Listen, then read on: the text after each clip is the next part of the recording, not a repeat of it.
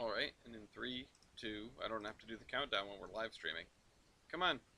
Come on. There it goes. Hello, comrades, and welcome to another Under Construction. I'm your host, Ellis, otherwise known as the Admiral.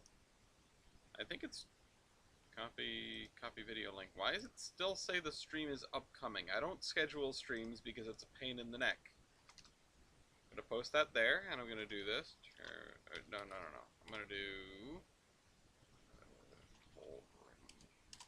There we go. Amazing. 2 weeks in a row we're actually getting to do an Under Construction. No crazy events or crazy weather or crazy life or crazy people, in fact, are getting in the way of this one. Let's see. Why is it over to... Okay, scoot that to the middle. Load in. I'm sorry we're starting late. I can explain why after we do our regimen of not Tetris. Actually, I'm going to bring it back down just a little bit because I know I'm going to start slouching given time. Okay. Hello, Mopac. This is going to load in. It's going to take its sweet time, of course. We're probably going to work on more roads and industries today. But first... Oops, wrong thing. Hold on. But first... Not Railroader. And not Tetris, either. Let me just move these. Oh, come on. Move my window and everything.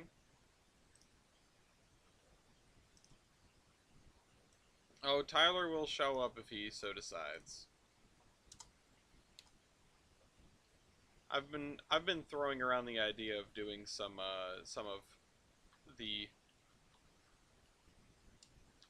Iron Horseman's favored Google Earth game with some of the other folks that Tyler knows, and including Heiss, of course. I just don't know how to organize that, because that's a lot of organization to pull together 10 people. And I don't know if it would be on my channel or if it would be on his channel. Honestly, I just needed message mark and figure it out. It's something that crossed my mind today, and it's been sticking in my brain. Hello, Jebediah.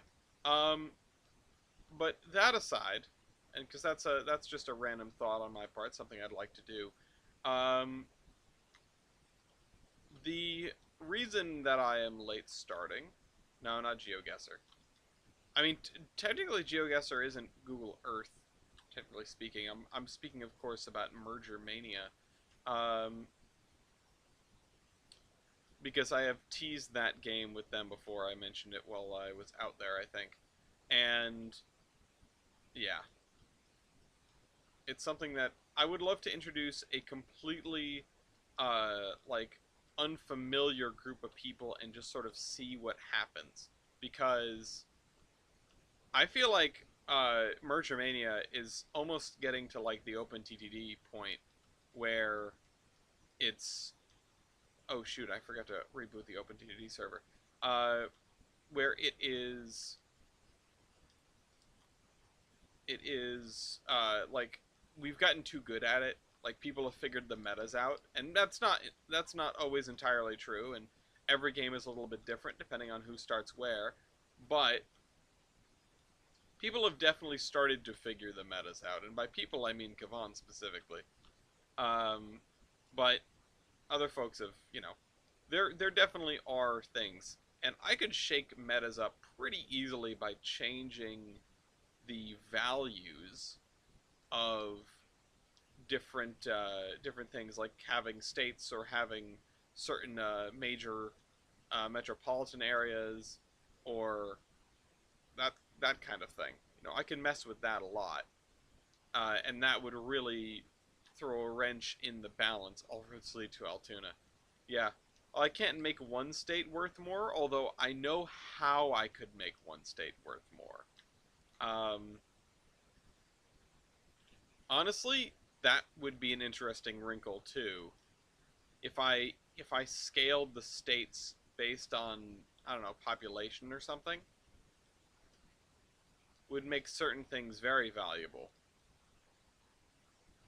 That's an interesting idea. The metro areas, they sort of scale based on size, and the ones that are larger, you have more railroads that touch them. but I honestly think that wouldn't be all that difficult. I could it would be a bit of work, but I could make that adjustment. Maybe route cards like Ticket to Ride. Yeah, everyone starts the game with a couple of places that they need to connect to get the points. That would be interesting too. I don't know how I would implement that. That doesn't come to mind quite as easily. But you know what? Well, if it's just the like 20 major metros or whatever we have in the game currently that I'm using to break it out, it could either be that or it could be states, because um, those are things that we've already sort of defined that are already marked out in the game. The other thing I could do is I could set it up to be sort of any any three or any however many um, specific goals, different oceans, different metros, different states, just like a mix of all of the above. Merger Mania, but that's on Tolbrin. And we have enough railroads. Um, Almost anyway. That's an interesting concept. I don't know how I would like physically implement that, but I think that it would definitely add something um, if I were to be able to, if I were to make it like a real, like a serious full-fledged game, just to add further replayability, you know, to make it so that the metas aren't always the the smart thing to do because you need to get to X, Y, or Z. It would also really encourage me to change up the number of like ways to access this or that. Like New England has always been kind of a problem child in Merger Mania because there are only a couple of ways in. One of the easiest ways to change that would be to break up the New York, New Haven, and Hartford into at least the New Haven and Hartford, or the original constituents. One of which is the New York and New England, which is sort of an airline, or was an attempt at an airline between Boston and New York. So that would provide another way into Boston. It would be a very interesting choice. Um, but the thing is, if you were to do that, then you'd also maybe want to. Wow, that was slick. Maybe you want to look into breaking up the B and M, because the B and M is very, it's very much a monopoly in its area. It was less of an intended monopoly than the New Haven, at least in my understanding of the historical record. But and Shortline can come in here and prove me wrong because he knows everything about railroad history. But it strikes me as the New Haven was a very deliberate monopoly, and the Boston and Maine was just sort of like, we are the only people here that know how to run a railroad. It's just you know, the has anybody seen the Atlanta Falcons documentary as done by John Boyce and Secret Base? Uh, the first episode, I believe, is called "Does Anyone Know How to Throw a Football?" And that's the way I feel when it comes to, I assume, the way the Boston and Maine felt about the people in their neighborhood. That sucked. Because they ended up doing like joint agreements with the Maine Central, and I am personally convinced, and you cannot change my mind, that it's because the Maine Central was just really bad at running a railroad. Um, Fitchburg Railroad supremacy. Yeah, I mean the Fitchburg would probably have to come out, but then the thing is, the way you break up the B&M doesn't really provide interesting gameplay because it doesn't break up into parallel routes. It breaks up into like a series of distinct chunks. And I looked into this not too long ago because I was rearranging some things in New England in Merger Mania. Um, but it's it's one of those where the B&M is very oddly structured, and it doesn't really seem to fall in line with the way you'd expect other railroads to be structured or merged together. Also, damn it, I don't think we need to break up B&M. I just wanted to say Fitchburg Railroad. Well, I don't know if you just hopped in here, but oops, No, we don't need to do a second game. I don't know if you saw. Okay, I don't know if you were here for the beginning of this, but I was talking about the other, you know, getting into New England. Uh, okay, can turn off not Tetris so that this isn't trying to do that. All right, we were doing roads, and I was actually really enjoying the way this was coming out. Yeah, we were doing some stuff. There's this one. You've got that there, not particularly pretty, and yeah, New Haven is much more. You can get more out of breaking up the New Haven than you can out of breaking up the B&M. And at the end of the day, really, the thing that you get out of breaking up the New Haven is a second route into Boston. The thing that you get out of breaking up the B&M isn't really a second route anywhere, I don't feel like. Maybe it's another way to contact the main central. But honestly, that would be something I would have to, like, dig into. Um,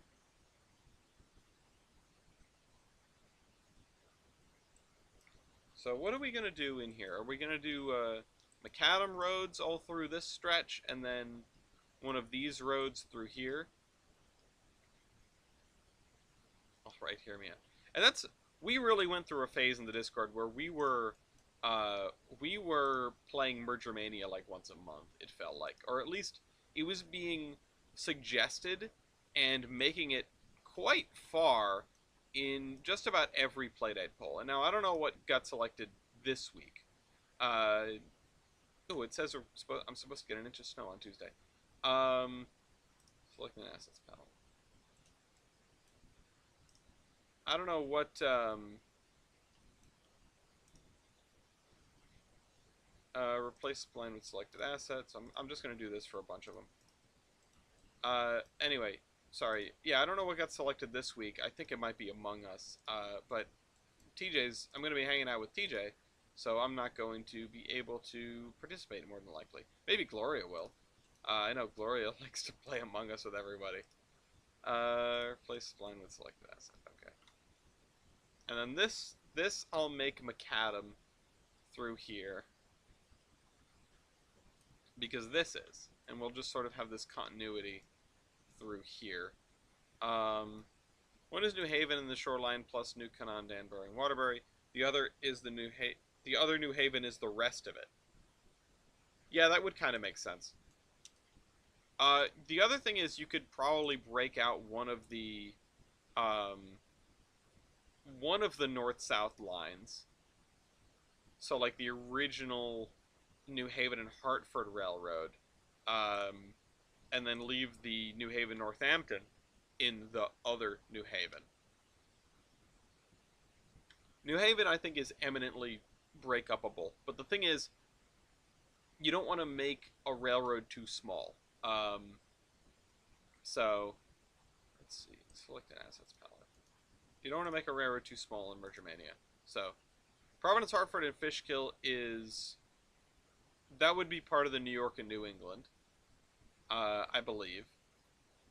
Yeah, they did get folded into New York and New England. I can't remember who I was talking about with that. Which one was the New Haven Northampton? Was that the one from Bridge Killing Bridge? Yes, it was. It's the route of the old Farmington Canal. Or the canal line, as it were.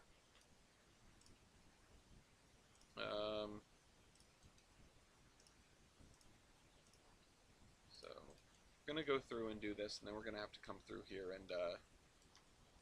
and redo this without sidewalks. Or maybe with, like, one sidewalk for this stretch. Let's see. Do I have a one sidewalk version? Is that this one? Yes, I do. Okay. Of course I have a one sidewalk version. That's how we make the intersections.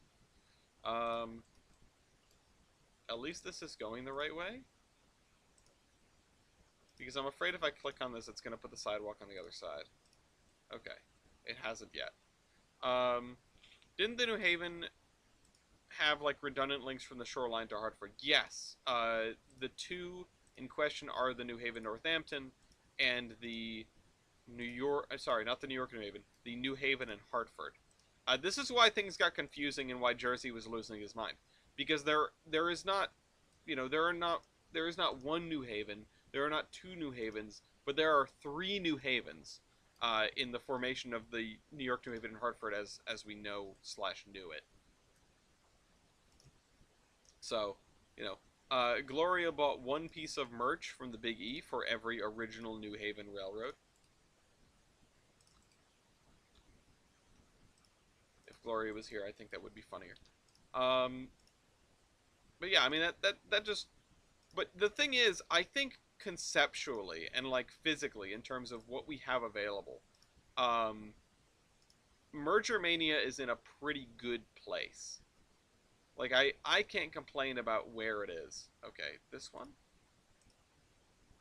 And I think that even if like people are doing a relatively good job of understanding the metas now, uh, it is still eminently what's the word? There's still a lot going on. Hey, Mason. Mason's here to yell at me about roads. I actually was sort of hoping he'd show up so that he would yell at me about roads. I'm going to grab this vertex height and I'm going to just flatten this intersection here. And this is going to be, I guess, a dead end, but I want, let's see, invisible road. That one is too invisible. I don't like that. Not that one either. Not that one. Where's the purple one? Or a BNSF 51? I'll deal with either one of those. Why are there so many invisible roads? Not you. Not you. I think this one. Oh great, now I can't see it. I think Yarnish has one that's red.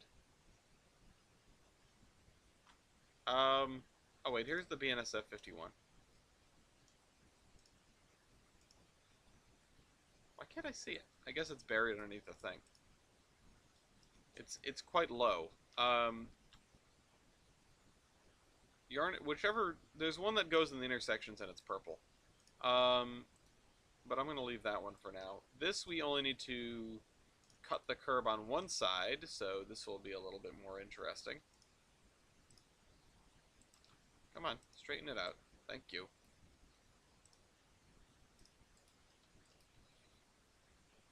And then you, Yarnish McAdam. That's a converter. If I remember right, this is the one that doesn't actually have... Yeah, this is the only one that's pretty annoying, but I think these roads look best sunk into the terrain a little bit. Yeah, no, you're not wrong. I got a train parked out front if anyone wants it. Starting bid is getting it out of town. The Union Pacific Stalker strikes again. Yeah, I was just thinking about that. Oh, see, this is the problem with this. Straighten that out, please. Because there is no, like,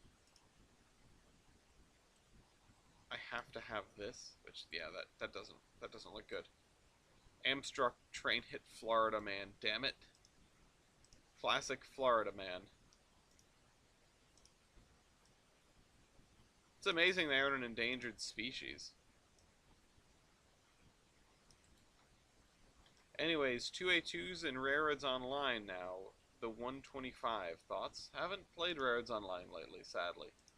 I have been playing a hell of a lot of Railroader, which, you know, it certainly hasn't supplanted it, but it's just, like, ops in that game are so good. Like, they're so good. They're so fun. They work. Like I have said before, Railroader treats industries like no other train game that I've ever, you know, dealt with, worked with, played with, except for this, if you set up the industries. And honestly, that's something that I feel like has been, like, almost sorely missed by, sort of the train game community, or like, the train games that exist, of train games that exist, right? Because you actually have to do realistic stuff that you really don't have to do in virtually any other train game. And I say train game because I'm excluding Run 8 here.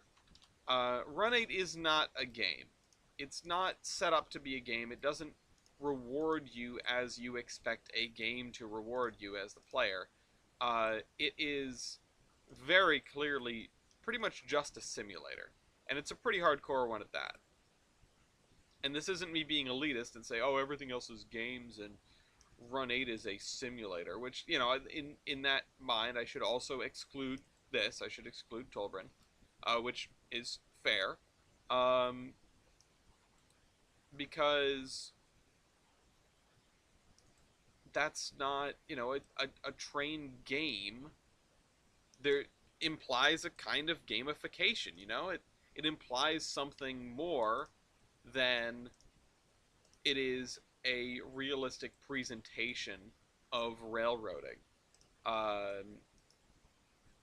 It is a quasi-realistic presentation of railroading that this is going to be a problem. I really should just make this with sidewalks on both sides. I really should. That would include Train Sim World, TSC, and MSDS. Yeah, Run 8 is for people who want to operate trains but want to get paid even less than the people who do it for money, who do it as a day job.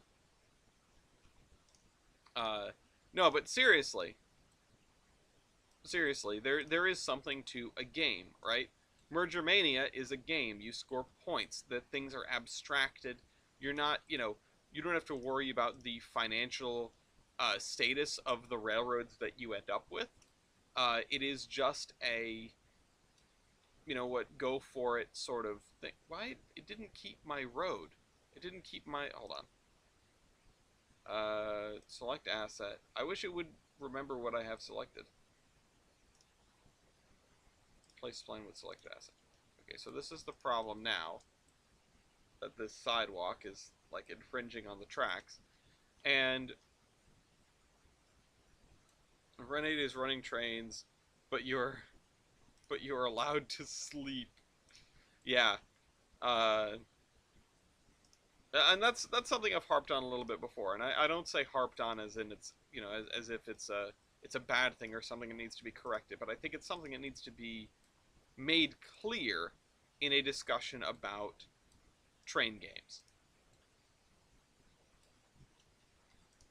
It's, what is a game and what is a simulator?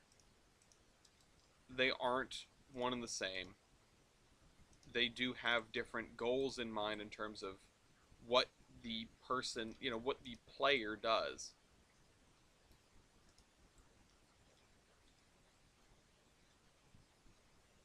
TJ, you're so right about sinking these into the ground, but I just can't bring myself to expend the effort. Are you still deciding on what the factory on the river will be? I actually have a little cheat sheet for that sent to me by a friend, and I haven't pulled it open yet, and I would like to do it right here with yous. Hopefully this works. Oh, shoot, that's not. So, I was helping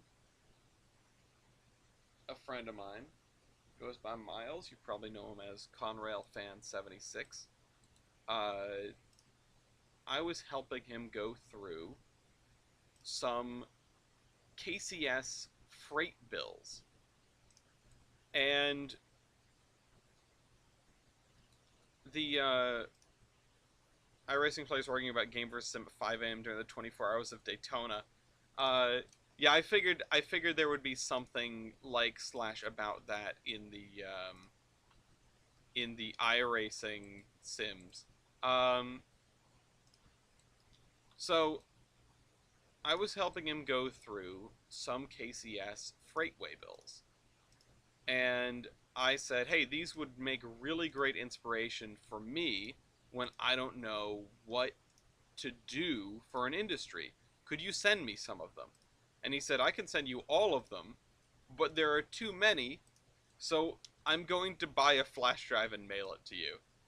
Uh, and I said, don't do that, and then he did it anyway. So I got I got a flash drive full of KCS industry, or KCS waybills, and I have not yet looked at them. And my whole purpose for getting my hands on them was to provide inspiration for making industries here on Tolbrin. So I figured I would pull that out on this stream here. Oh shoot.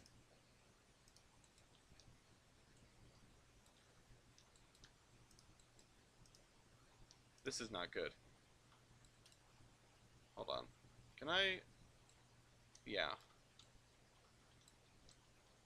Can I just lower this one? I just want to get this squared away first.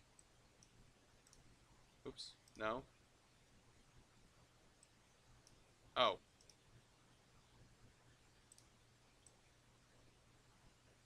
As long as the rails are exposed. So... Let's see. This is... We're talking 10,000... Like... Or sorry, not 10,000. We're talking 1,000 or so TIFFs. And I think I can open TIFF files. I'm just going to double check before I try to pull them open and I get bamboozled. It does take some time to open each one because they are scanned in and they are very large photos. So, in fact, what I think I might do is I might move these onto my hard drive instead of in, this thing. This thumb drive, and maybe it'll be a little bit faster. So, yeah, there are 958 of these things. Just give me a second. Oh, wrong thing.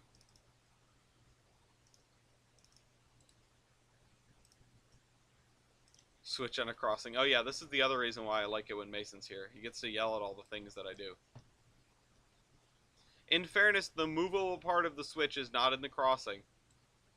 The movable part of the switch is over here. So you don't have to worry about that. It's just 4 rails very close together. I hope that makes it a little bit better. I hope it makes you feel a little bit less angry.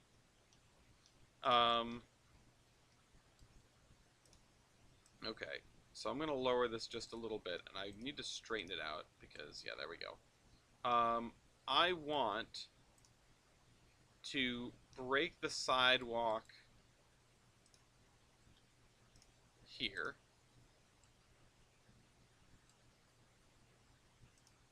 That is significantly less bad, but still annoying. It's mixing the part where it was cut from service mere inches from the sides of the road.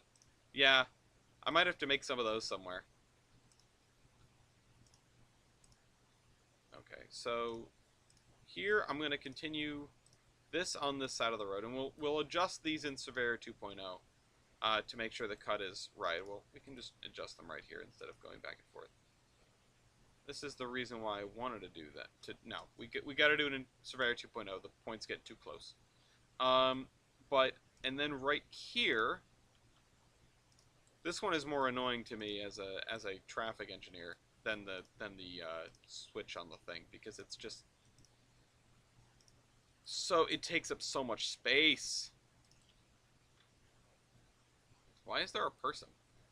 I didn't put that there. Did I put that there? Why is that the Google SketchUp person? Is it part of this building? It is. I think that's the Google SketchUp person.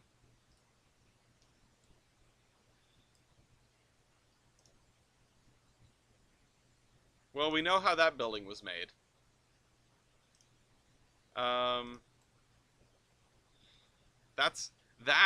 That is a core memory. I haven't thought about the Google SketchUp person in a very long time. Okay, how is this going? Okay, how long will this take?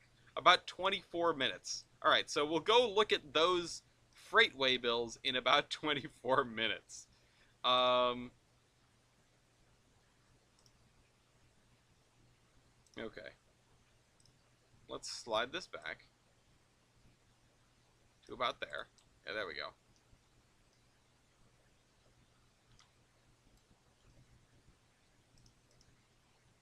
Back to Surveyor Classic.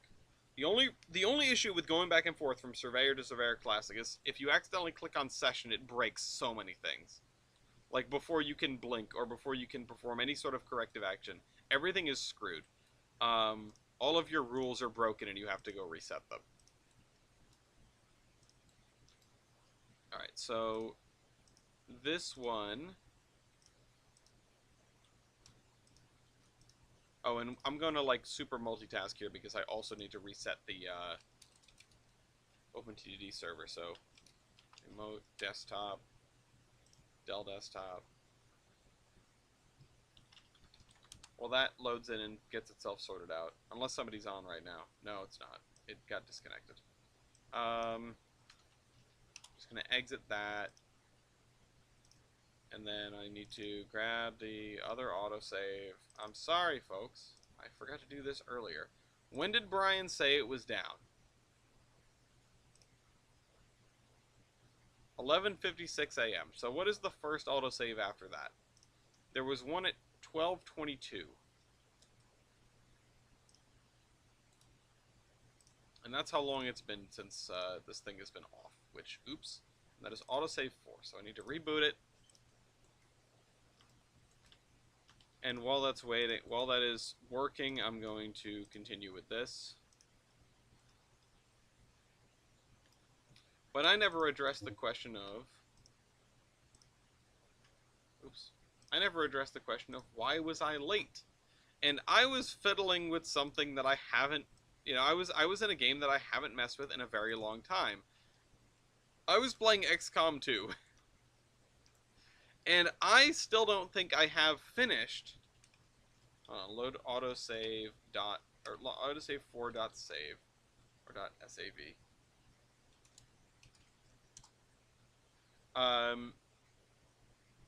I don't think I've ever finished a campaign of XCOM 2. And I kind of wish that doing a campaign in XCOM 2 would unlock more options like in the first XCOM. I understand that there are mods for those options now, and that's something that I will probably look into and almost definitely mess with. But it there were some cool things in the original XCOM. Cool like advanced settings. I think they called them second wave options because you did unlock them after beating the game for the first time, if I remember right. And they would do some things like randomizing grenade damage or like randomizing the way that soldiers leveled up, that sort of thing. I really, really liked that. It messed with the tactics of the game. It made things less straightforward. And I mean, if you were here for my discussion on the meta of Merger Mania just 10 minutes ago or however long, you probably understand that I really like shaking up the meta as a player of games, but also somebody who moonlights in making them. Not in, you know, I don't feel like I am a legitimate game developer, but you know, you guys know what I've created. Um, uh, I think that having something that makes the correct course of action less clear in any given circumstance is better for games as a whole. Uh, I like it when there is more to it than doing just the rightest thing all the time. I like nuance.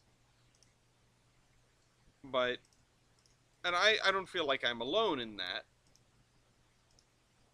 But because I sit down and I make things like the OpenTTD server and in Merger Mania and the trading cards, I feel like I am in a relatively unusual position where I can actually affect change, you know? Um, where I can say, okay, I don't like how this is working. I don't feel like this is I don't feel like this is interesting enough. Let's shake it up. Let's change that. And part of that comes down to I don't like it when skill becomes less of an issue. When skill becomes less of the problem that people have. I mean, I like an even playing field. As somebody who is kind of an adult now, or at least plays one on TV, and doesn't have time to get good all the time.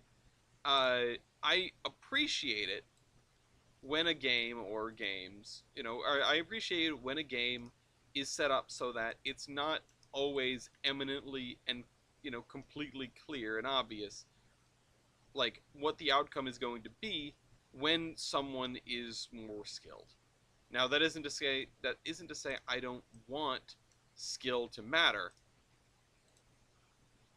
but when skill is more like another word for rote memorization of the core concepts and what to do in a given situation, as opposed to having to think your way through a situation. I prefer the skill to be in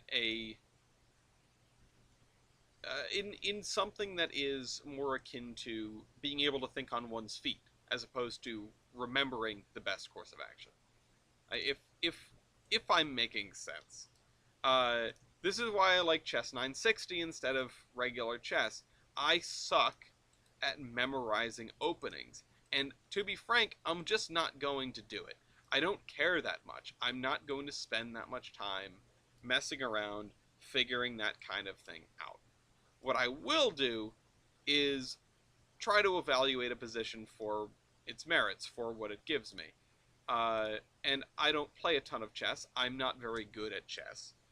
But I'd like to think that I can hold my own in a position against an intermediate player if given enough time to think. Um, Sometimes will do silly things. I blundered mate in one against Tyler last time I played with another human.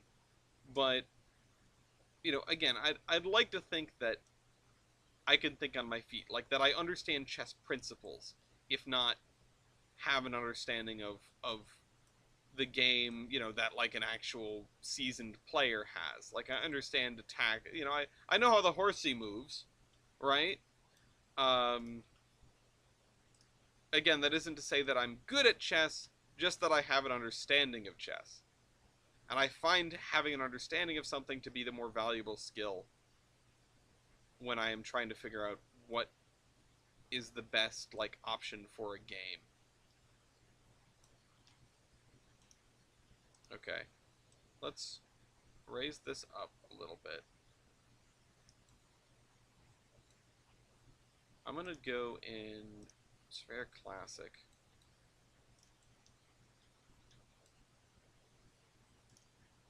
Let's grab this, and then this. No, that's too high. I think that's too high. Is that too high? Hi, Lafayette. But Mason says he went back to Shogun 2 a couple of weeks ago. And I think I saw you load into Shogun 2, and I was like, oh, hey!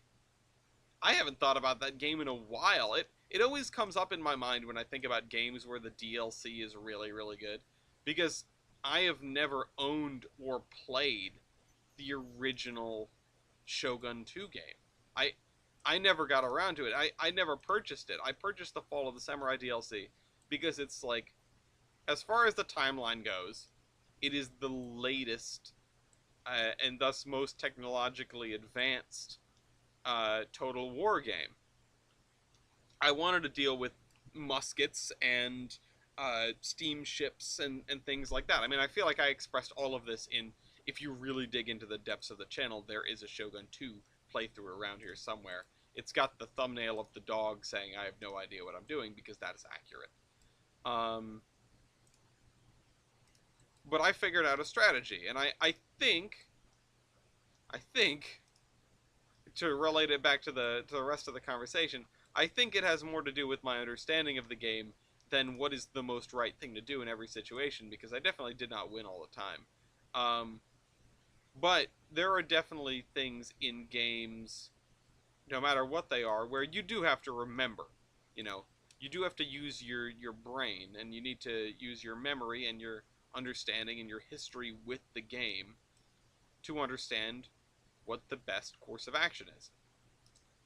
Now, sometimes that just means knowing how the horsey moves, but sometimes that means knowing, you know, when to, it means knowing tactics in chess, or it means knowing how to set up your battle lines in Shogun, because in Shogun, pretty much just like a line of musketeers beats everything.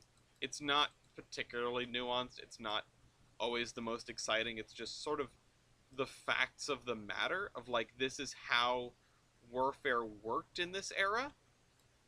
It ends up looking very much American Civil War, which is reasonably contemporaneous. I mean, when was the fall of the samurai? Like the 1840s, 1830s. Um, and the American Civil War would be within 20 years of that,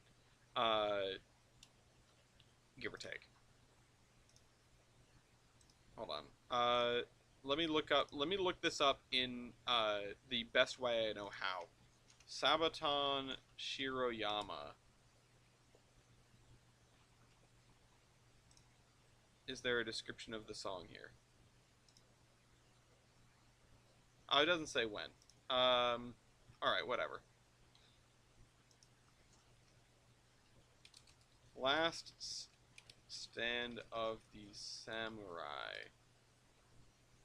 Battle of Shiroyama. Oh, 1877. It's actually later than I thought. Um, but 1877 was the last stand at Shiroyama. Fall of the oh yeah, no, Google's listening. It knows. No, I don't want the release date of Fall of the Samurai. I need to know what year is it set in. Okay, it starts 1864, so it's extremely it's extremely contemporaneous with the American Civil War, uh, and as you might expect, the tactics are similar.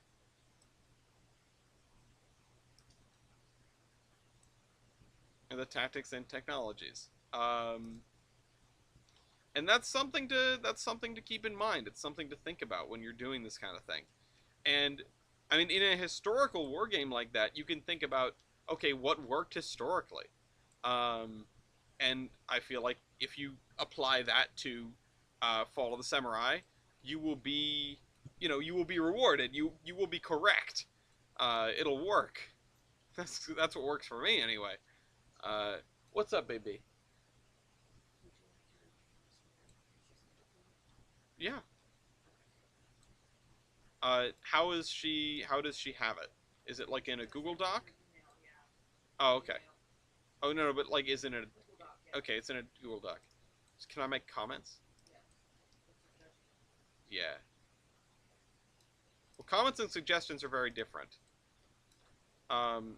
Anyway, it's really interesting how mixing the old with the new turns out well. Honestly, I really loved um the only time the U.S. stormed a castle, Jenny at the gate. Yep. I love like getting a new Sabaton album and then learning all of the sources for the songs. Okay, so I was thinking, man, I'm not sure about the road hierarchy of South Bellington here, um, in terms of what is going to be macadam and what is going to be asphalt. Um, this right here, I was sort of thinking about. I'm not entirely sure what to do with. I might just make this could provide an interesting vibe where this road it isn't lined at all,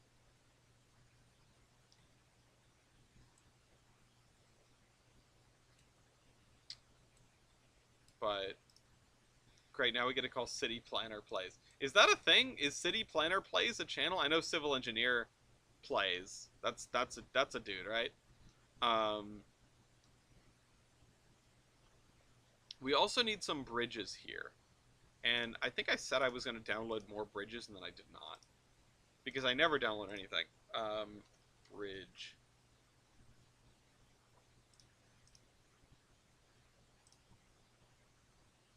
Well, that's a cool one. That's kind of a wider bridge. I mean, as much as I would like these to be like historic looking bridges, we're probably going to have a lot of, oh my word. What is the oldest bridge here? Is it this one? Because that we could get away with this. Yes, he plays City Skylines mainly. Sounds like Roz. So this would have been the oldest bridge, and then this probably would have been the second oldest bridge, or maybe this one.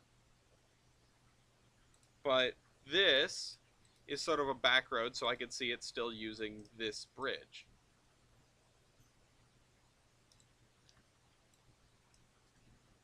We've got this. These are pretty cool.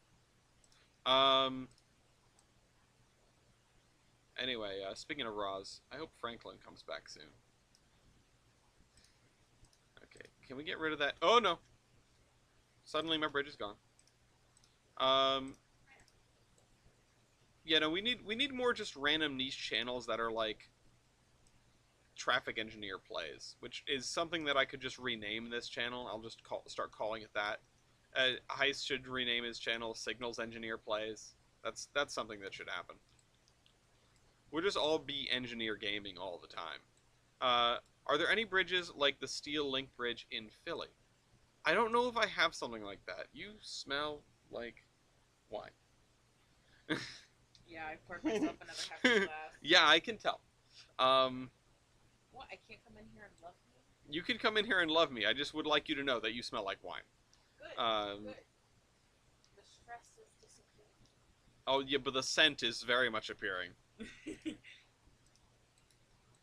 I'm off tomorrow. I don't know where you want, and I'm better. Well, when you do, figure out what we need at the store, and then we can go and get stuff for dinner. Yeah, for dinner. Speaking of which, we should probably figure out dinner. Oh, I mean, I guess you had what you had, and I'll have more. I'll have mac and cheese or something. I don't know. Unless you need more food. You need more food? I only ate half of it. You only ate half of it because you like wimped out. Shut up. You season. Gloria's like, it's too hot. My brother in Christ, you seasoned the food.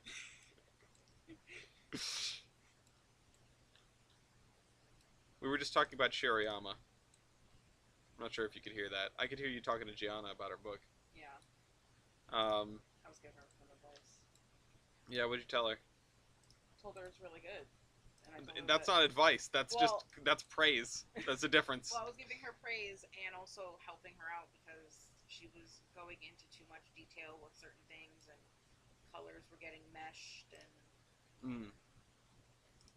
Too much smut? Not enough.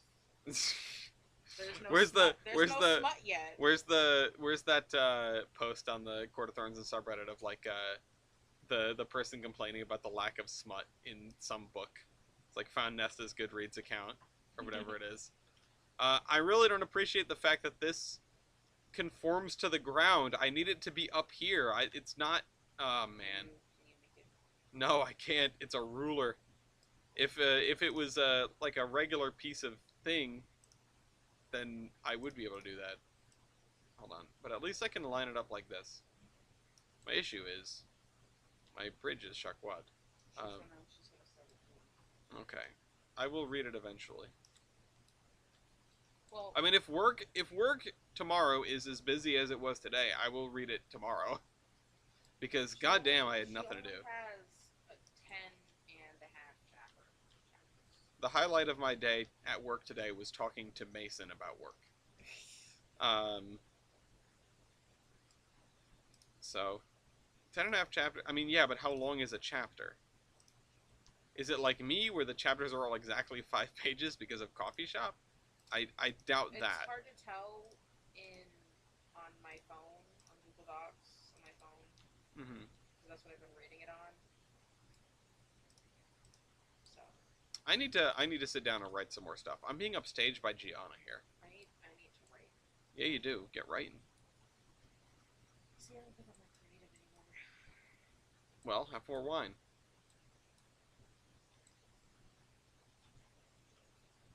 Don't mind if I do.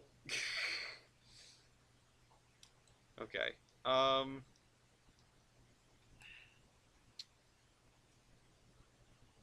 I need to figure out what this road along here. I mean, I think this is gonna be mostly macadam. What? Is the cat screaming at you? Yeah. Hey, Pinkman. He looks all scrunched up.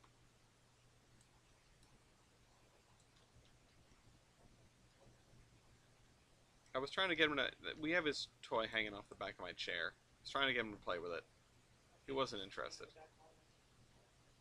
Like by the door? No. Does he have to go out? He's not laying by the door. He's just laying back home. So we've got this bridge here. Um, what about this one? Because this is a much newer bridge. So, what shape is this bridge going to be? I mean, relatively speaking, it's a newer bridge. It's not like a new bridge. I wouldn't expect that. But I would suppose it's relatively new. We can probably make it end up looking like, you know, it could probably be one of the highway bridges we have.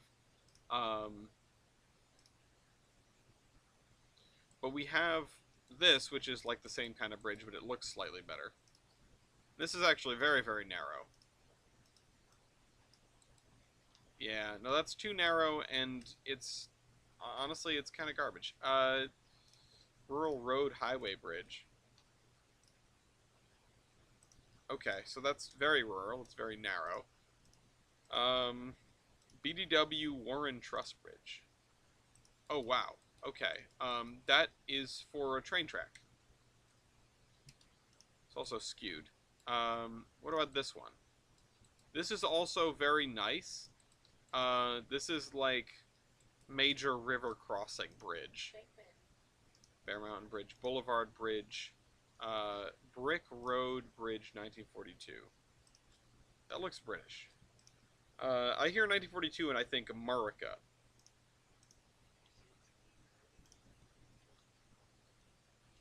Who hunches himself? Oh yeah, he just like parks. He scrunches up. So the thing with arches is it would be too. Oh, the freightway bills are done. It would be too old looking, I think. And this just looks very wide. Bridge highway. Bridge kit side girder. Oh god. I'm not spending that much time on this. Bridge no road?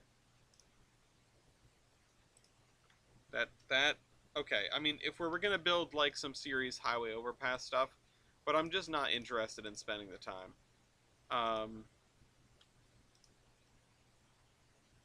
This is middle of nowhere bridge. New River Gorge Bridge, eh? That's interesting. We just casually have a New River Gorge Bridge. Old Durango Bridge. Well, that we might be able to use somewhere else. In fact, I'll set that one aside. Maybe even down here. Steel arches, I know they come in all shapes and sizes. Are you crossing Canyon by the Hoover, or are you crossing a river in downtown Chicago? Oh, this is certainly no canyon, I can say that much. It's maybe a little bit lower. Or, you know, maybe a little bit shallower than a canyon. But from a bridge fence, coverage factory bridge. Oh, we can definitely make use of that. That's cool. I'm just gonna put this down over here for future reference. Track bed. We've used that. I've used that on the MPS route actually. Footbridge kit. Humped back bridge. That's very British. Bridge Pier, JR Beam Bridge, Snow. That's interesting. Seems like very specific bridge types. Okay, that's something else. Pony truck, pony two-track. Okay, no. Uh, JMR Urban Overpass. Look at that. Interesting. Warren Truss Bridge. Makes me think of the bridge in Bedford Falls.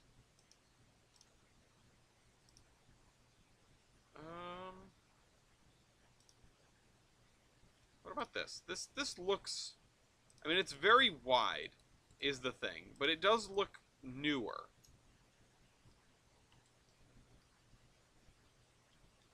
It looks like it could be newer anyway. In sort of a modern project sort of look, sort of vibe. It's a little bit too wide. That's not really an issue, but that's sort of my only complaint right now. But we could definitely use that. Yeah, that looks good enough. Now the thing is that it has like missing textures at the back end. Yeah, it does. Oh, this is the wide version. Is the narrow version better for our purposes? No, it's much too narrow actually. We went from too wide to too narrow. Okay. But you know what? If this was rebuilt in a certain era, then maybe there would be no sidewalks on the bridge. A certain era of car-centrism, perhaps. So let's see if we can make this look better than bad. It's better than bad, it's good. Anyway. Yeah, I mean, I could just, to come back around to Railroader for a minute. Sidewalks on one side only. Here's the issue. I don't have room for sidewalks on either side. Unless I were to manually put the sidewalks in, which is a very real possibility. I could manually put in a sidewalk on one side. I said I didn't have the time and effort to do the bridge kit. But I guess we'll just adapt our own bridge. You know, we'll adapt this bridge with blackjack and hookers or something.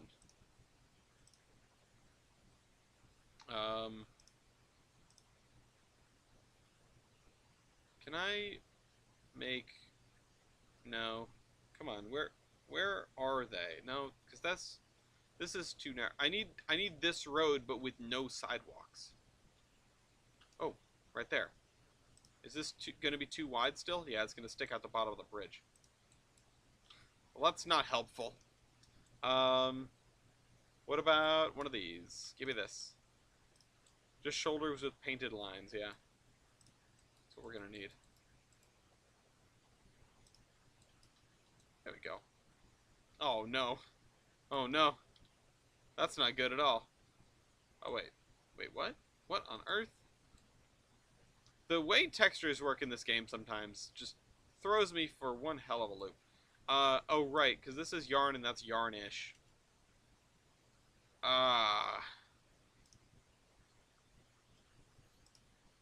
The thing is, the yarnish ones are too damn wide. Oh wait, yarnish.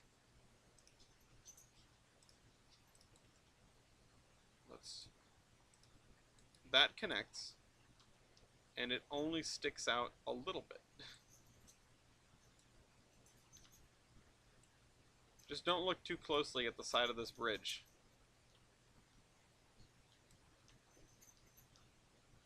Or the bottom. Little bit of Z fighting down there. What if we raise this just a touch, just a tad? Slap some utility lines in the side, yeah. Oh yeah, that's a good idea. On both sides though? Oh, I guess it doesn't stick out on this side. Oh wait, yeah it does. We'll call it pipey and forget about it. Yeah, fair enough. We have a bridge. We have a bridge with a road on it. And it doesn't look atrocious. Okay, anyway. I think I'm going to mess with the river channel a little bit to make it a little less strange. But the fact that it just goes by one of the pillars. Well, I guess that isn't a big deal. I was gonna bring the bank in here to sort of make this area flat and grassed and not wet. Um, anyway, so we have two bridges, and these are not bridges to be trifled with. Um, we need another one down here. Maybe this bridge is a little too jank for what we were doing. But since we've got those waybills, let's look through a couple and see if we can get any inspiration. So I'll swap over to screen mode and we'll look through some.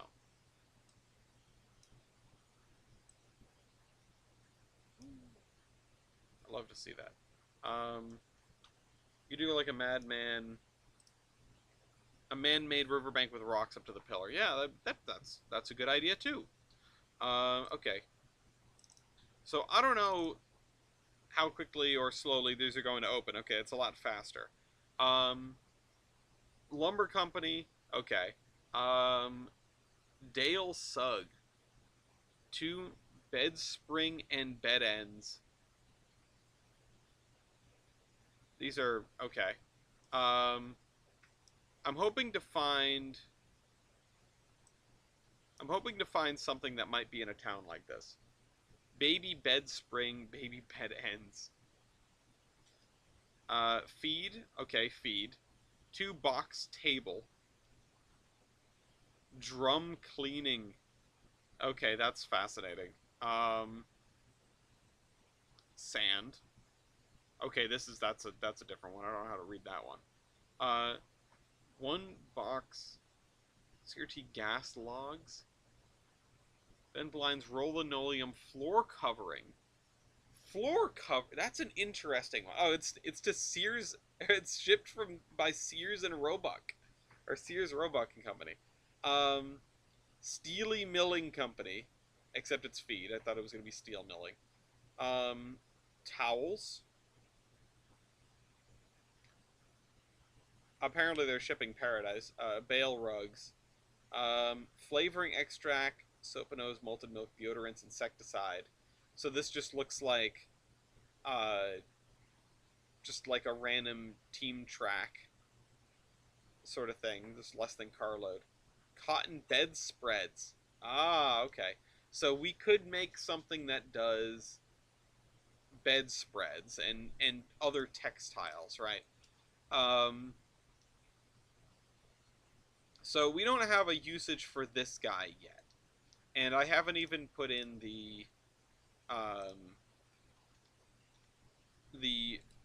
tail tracks, which we need to do on all of these stubs. Dean saw the Memphis and had a neuron activation. Not to be. That should be of no surprise to anybody.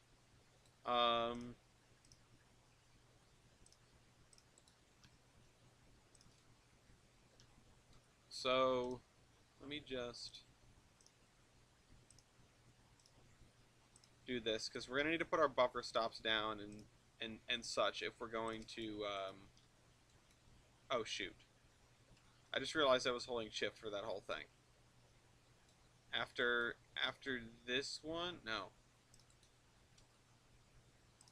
No wonder why they didn't budge. Okay. Hold shift, click, hold shift, click, hold shift, click, hold shift, click, then hold shift. That's so that the AI can push cars up to the end of the track. This I'm still not sure about, so I won't do that one. Not yet, anyway. This one I am quite sure about, so let me add the tail track there. Oh, and the two stub end tracks in the yard. Those deserve tails.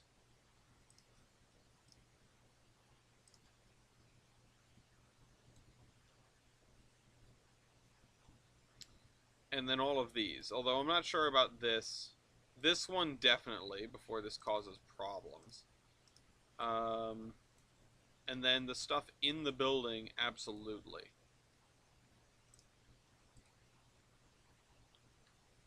Oh, I'm walking now. I'm walking here. I didn't even know I could do this.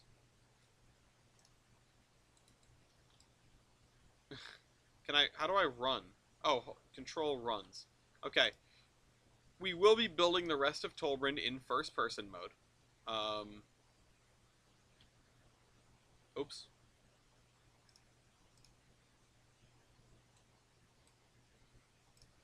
Oh, and it even has the same, like, look around controls where you hold right click to look. Can I? Okay, we're done with this. I only needed to see inside the building. Okay, so those guys all have stub ends. These don't. Is it worth my time to try? Yes, although that is a door that you could go through. Time to start a virtual equipment rental company. Yeah. Uh, this, this, this, and then that needs to be straightened, and so does this. We will need to put in like invisible signals or the signs and embed them in the walls to keep locomotives from driving straight through. But for the rest of these, they just need buffers. Bust my buffers. Um, but if we look at what we can have for commodities, right? If I go over here, industries and whatever, freight cars and loads. Um, Here's the thing: I don't know if we have cotton just as its own thing. No, we don't, and that's kind of an issue because a lot of things could use cotton. Some like textile industries, right? We don't even have like a generic. We've got wool, right? But we don't have cotton. Um, Now, if I poke around and I download more boxcars and things like that, I might find a boxcar with cotton in it. Now, if you remember, we have to have a car that carries the commodity if we're going to use it. Um, we can't just throw it down and tell it to get into the car because I need to be able to. I need for it. I need to be able to auto load it. Um, So let's look at these some more. I mean, that's the issue. So cotton knit underwear, cotton bedspreads, all of these things are okay. Look, they're going to J.C. Penney. Uh,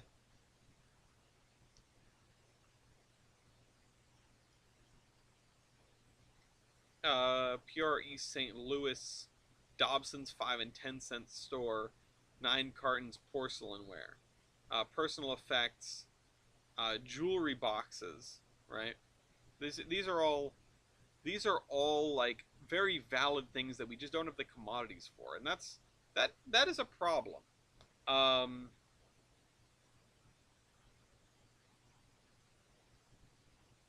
Wooden chest personal effects, just lots of personal effects. Um, Rolls wrapping paper. So I mean that's something that we can definitely do later. And it's crushed stone, cotton work clothes, overalls, um, rag and lantern batteries, distilled water, drum mixed gasoline, and a shovel. One long-handed shovel number two. Um,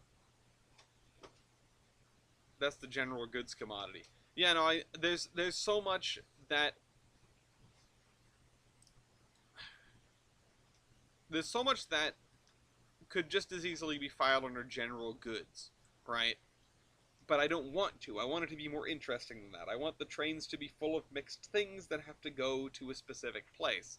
You know, it's the difference between It's the difference between your railroad online industries and your railroader industries. It is, uh, or your open TTD industries in some cases. It's just like this is a train of this stuff and it goes to this place versus this is a train of all this stuff and it goes to like 20 different things and they're distinct.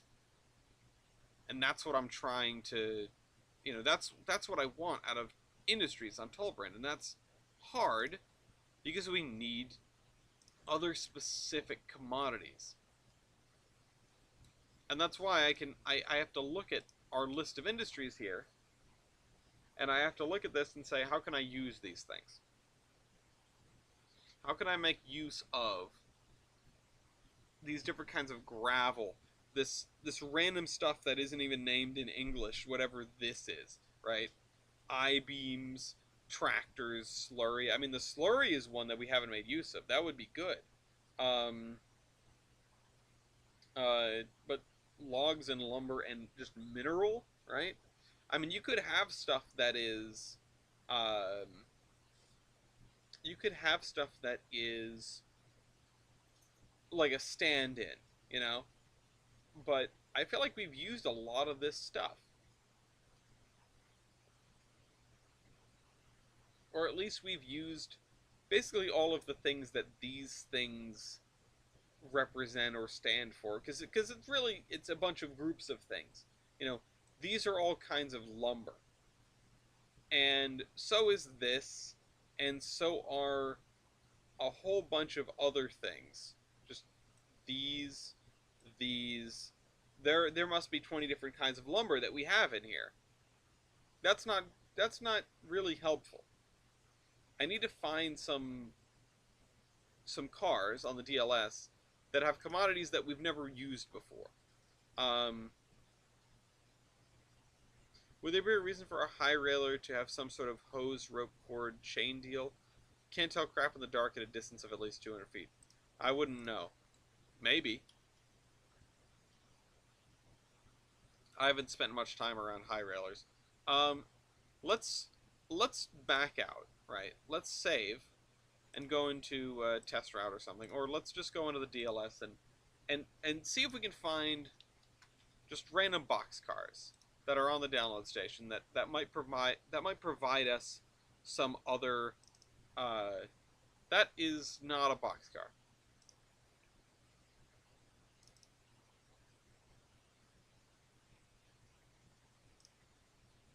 I mean, let's see. Still not a box car, but let's look at what is the difference between the NP and the MP lumber ones. That's a good reason to download that. Oh, it's the Updog.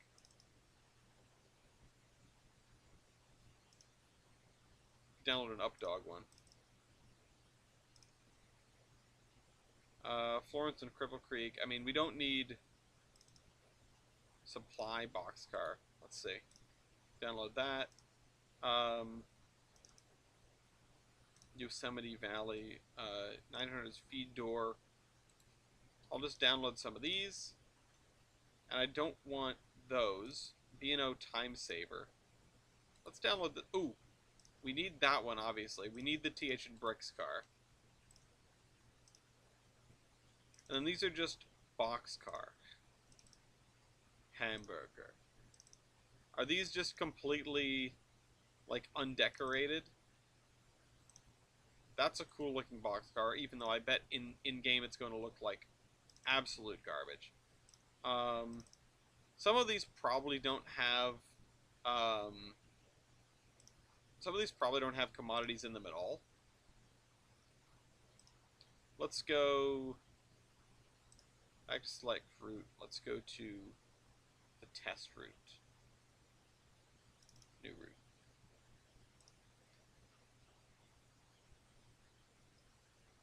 Because we're looking for new and interesting commodities. These are really fun to go through. Pet milk. But they don't really... Lampshades, huh? That's a fun one. unless we can get some sort of textile things, it doesn't really help us. So let's filter by boxcar, same as we're doing over there.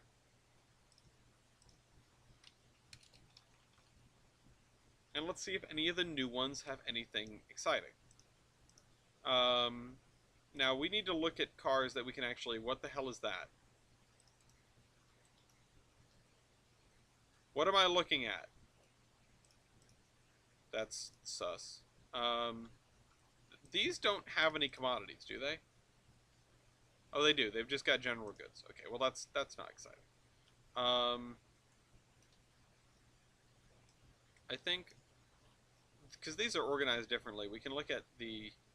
Oh boy, we have a lot of these already, it would seem.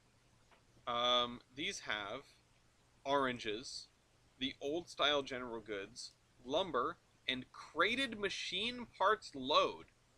That is a new one. I like crated machine parts load.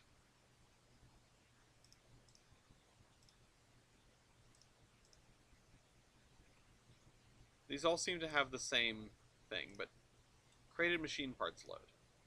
Just thinking about that. New York Central Hudson River, despite the fact that this is a grain line boxcar, it doesn't have any grain stuff. I mean, these would be very old, right? These would be very old by this time. The 36 and 34s, they have the same thing. 36-foot supply boxcar. What does this have? Absolutely nothing. Okay. So that one's not useful. But these little guys definitely are. And this one too. And this is a slightly newer one that I feel like would look a little bit more at home. Again, just because of crated machine parts load. Is it useful? Yeah, maybe. So I'll put this one aside. I mean, we can look at these boxcars. Let's try to keep stuff over here. And these I don't... Yeah, these just have general goods. So these are no good to anyone. They're not very helpful. The AA one. I mean, that's just some photorealistic texturing if I've ever seen it. And those have just got general goods too, but they have also general auto parts, automobile engine. Okay, those are interesting. Paper roll, that's nice to see. Plasterboard. Okay. Okay, we're getting somewhere with plasterboard. I'm interested. You have my attention. Because we could use plasterboard as the output for one of these things.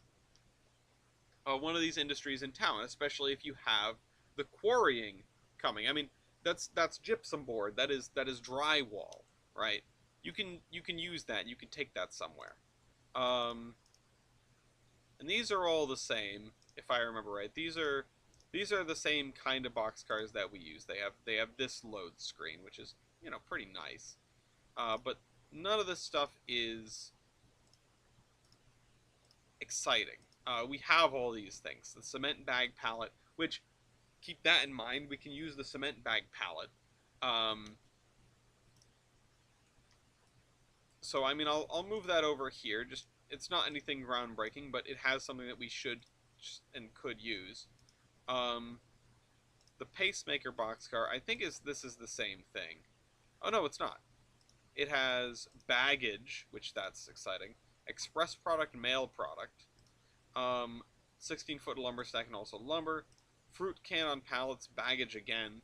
Fruit pallet, potatoes, vegetable, mail product, express product. Okay, why is this... Hello, Virgo. We are messing with just boxcars and their commodities. I mean, I guess I'll move this over here, but this is not very exciting, the pacemaker boxcar. It's a nice scheme. I'll give it that. I know I'm supposed to be the Pensy guy, but pacemaker's it's a neat scheme. Does this have snow on the roof? This is a wagon top with snow on the roof? That's really neat. Does this have cars? You can put cars in it? Invisible automobiles, general goods. Cheese. We didn't have cheese in the list, do we? Do we have cheese in the list? We do! Oh, we're gonna have to make some place that makes cheese. We're gonna have to. We're gonna have to have a dairy that makes cheese somewhere. And this is a great boxcar. The fact that I mean, it's an automobile carrier. Um, the fact that it has snow on the roof. Oh, come on. How cool is that? Um, so, I mean, I will still leave these here. I mean, I'll set them aside. I'll put them somewhere else. We're just going to fill up all these tracks. Let's scoot this down to here. Because these are interesting. These are commodities. Things with commodities. Anyway, any tips for making routes using maps? Um, my recommendation would be, if you can get into like really basic asset creation, see if you can create an asset that is the the overhead map. Like take a screenshot and make that into a very basic asset. I don't know how to do that, sadly. I can't help you with that part. But I've seen people do it. And if you get that to the right scale, which should be, not the hardest thing in the world, um, if you get that to the right scale, you should be able to put that down and then just draw on that. The other way to do it is to take a lot of measurements, and that's always good too. But yeah, with that in mind, use the hell out of the measuring tool that's in game. Let me guess, these are reskins of the same thing? No, this has general goods and that has nothing. When do they introduce 50-footers? Because these might have something. I mean, the lumber stacks, those are something that we already have all of. Flour bag, pallet, stock feed bags. Farm equipment. What is this? Hay bale. So we have all this stuff, I'm pretty sure.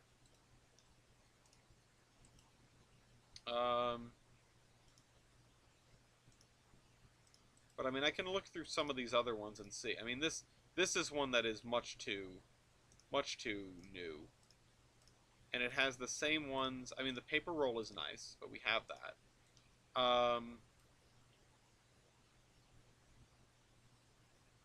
50-foot boxcar. Sometime between World War One and Two. So you don't typically think of them in a steam era sort of conversation. But it would definitely be interesting to see these guys next to the little ones. No, this has gotta have these. Lumber and then pallets of goods. Not very exciting. RGS boxcar, that doesn't help. I mean, it might, but not with what we're doing right now. Southern Pacific. With these same things. Okay. Seeing N and W in this list is almost like cheating. It's like they lasted too long. I mean, they could have / should have lasted longer. But really, what should have happened is, okay.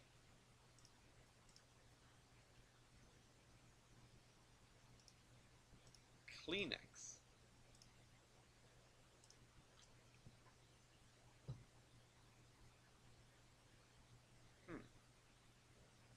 I will have to keep an eye on this one. That's a new commodity for me.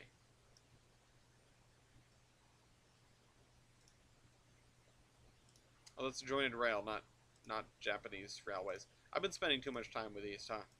No, in truth, I haven't been spending enough time with these. We have some IHRR cars. This one also has snow on it. These are just the same as those. Damn, bummer. Yeah, no, it's PR. It would have been better for the PRR. But here's the thing. I don't think that would have been better for the industry as a whole. I think Penn Central was incredibly important. What is this? Paper roll. YZ blocks on wood pallet. YZ bricks on wood pallet. Other kind of general goods. Pulp bale load.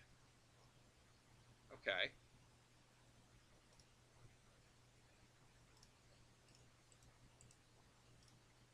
Let's move that. Keep an eye on that one too. Um, Green Bay Western boxcar. Same one as before.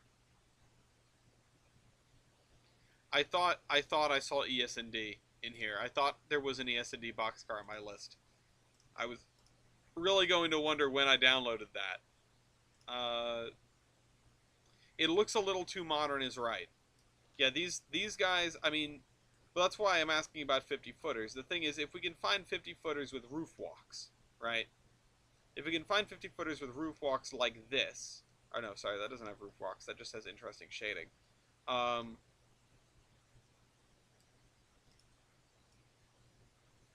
but you know, sometimes you got to do what you got to do, and I will pick from what is available. This is a 3-foot gauge boxcar. Well, let's see what it has anyway. Yep, same as before. Okay. ES&D 3-foot 040 Porter out there for Trainz. Oh, that's beautiful. I need that. Custom 40-foot boxcar number 2. It's custom. Does it have custom commodities? Kind of. Offset paper, hardware, palletized goods, fruits and vegetables, and also steel coils. Now, what I'm curious about is, are these custom boxcars all reskins of the same one with the same commodities? These don't look like reskins, but they definitely have the same commodities. I'm gonna check them all. Yeah, okay. Just kidding, I'm not gonna check them all. Let's keep looking for weirdly named boxcars for us to download. 40-foot boxcar. Paint shed skin. Okay, no. I can't use paint shed stuff. This is all the same. That's not anything new. MKT. Let's download this MKT one.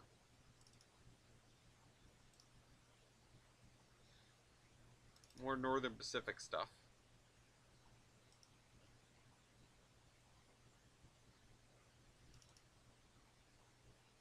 Union Pacific one. That looks like a reskin of the other one with the same stuff. Added leather products. Hold on.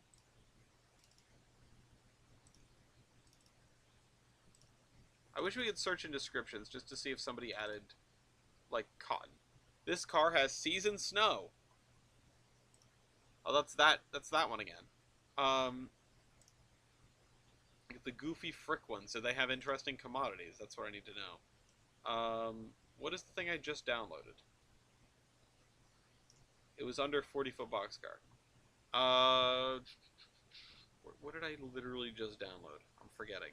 You know what? I need to do this. I need to do download station and that. Because now, if I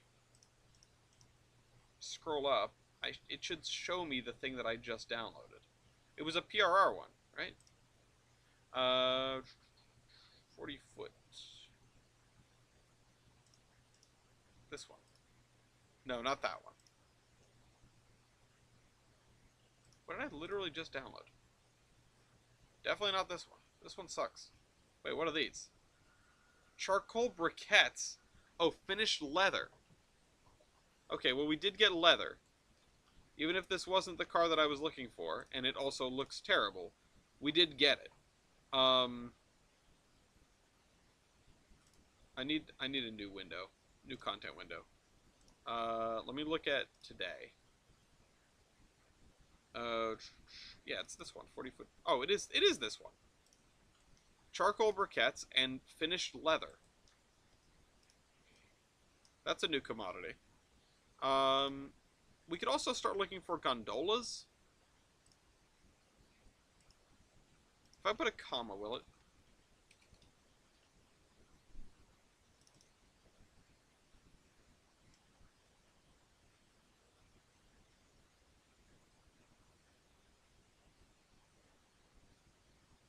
Nope, not those. I mean, now we're just gonna get cotton belt stuff. I don't. That's not helpful. Um, back to the list. What were the Frisco ones? Somebody said something about Frisco boxcars. Napa Valley, boo. Um, not boo. I mean, I'm not upset about the Napa Valley. I'm upset about Grapevine stealing their scheme and painting it over McGinnis. Um,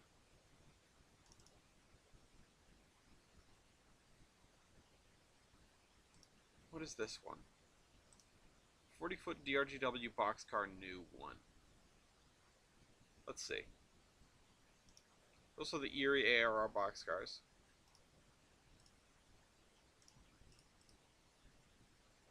Whoa, what is this stuff? Canned sardines, canned peaches, canned beans, potatoes, canned soup, hardware, wood, furniture, boxed on pallet. Ooh, that's a really good one. That's a really good one that I don't think we have, and I wanted something like it. I did want something exactly like that because there is a place that's supposed to make furniture in Olive, and I had to compromise when setting up the outputs for that. So no, this is very good. I think everything here has a new commodity.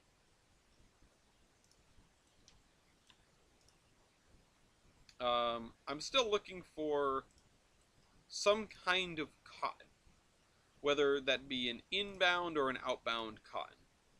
Um, this one has some other stuff, other kinds of general goods, which we can substitute other kinds of general goods, I guess. This one, automobile engine, paper roll, plasterboard, yeah. I mean, JP plasterboard, that's something we don't have. And then these two at the end are just things that I need to keep tabs on that I want to remember. This boxcar honestly is garbage. The more that I think about it, the worse it gets because it just has duplicates. I don't know what queue those commodities are going to go in if I start messing with them. I just spent a few minutes searching and I can't seem to find it. Oh, I'm sorry about that. AR boxcar. Oh, it's a white pass car. Toy Museum spelled wrong. Oh, it's by BNSF 50. Well, man, I like your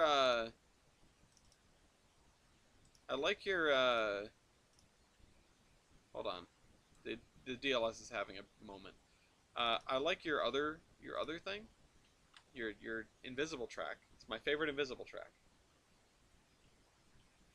But you can't spell museum right, so I'm sorry. I can't speak to you anymore. Frisco. It's a Magic Year boxcar. Let's download the Frisco one.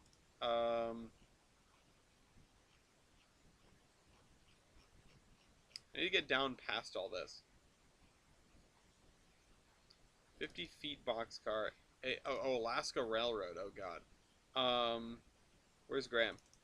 Army boxcar. I bet that has some weird commodities.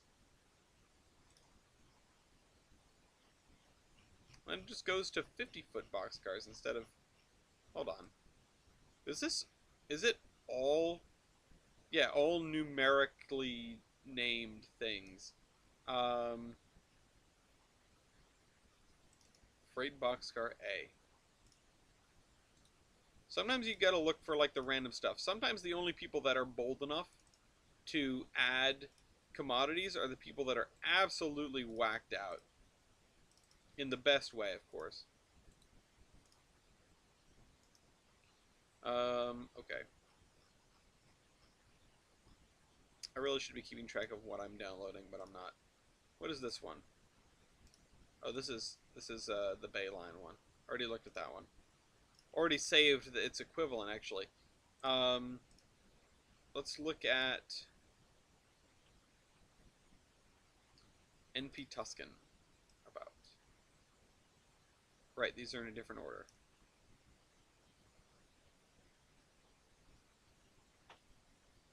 Although this one, the people making interesting stuff for their fictionals or whatever, sometimes have the most, sometimes spend the most time doing things to boxcars and changing the commodities and stuff like that. This one, nope, no good.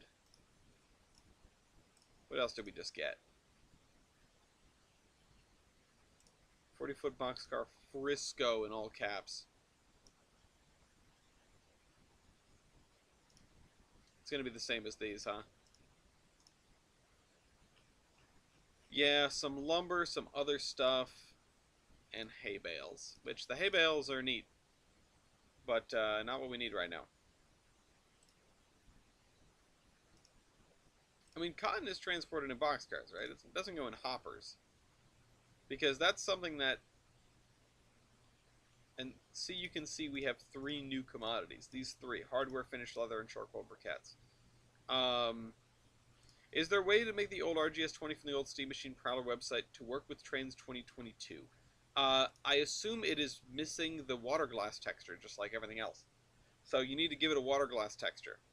I couldn't tell you how to do that, but at one point I knew, and I could probably stumble through it. It depends what the error is.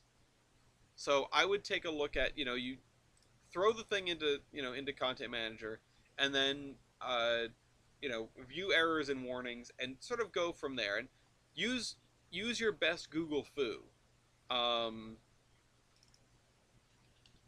Let's try hoppers. We don't need a 4-bay hopper, that's for sure.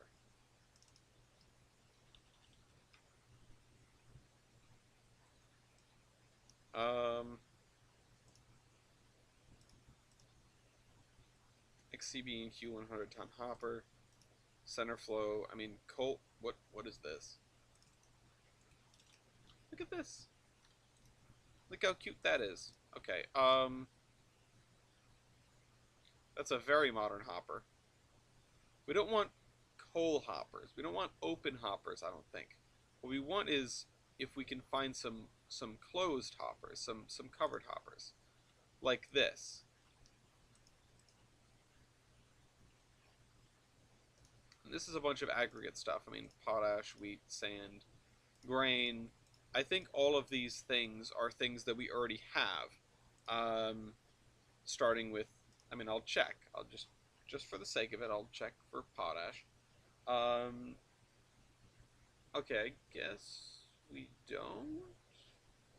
So this is a new commodity then. So this thing has new commodities, and I should use it. It has at least one.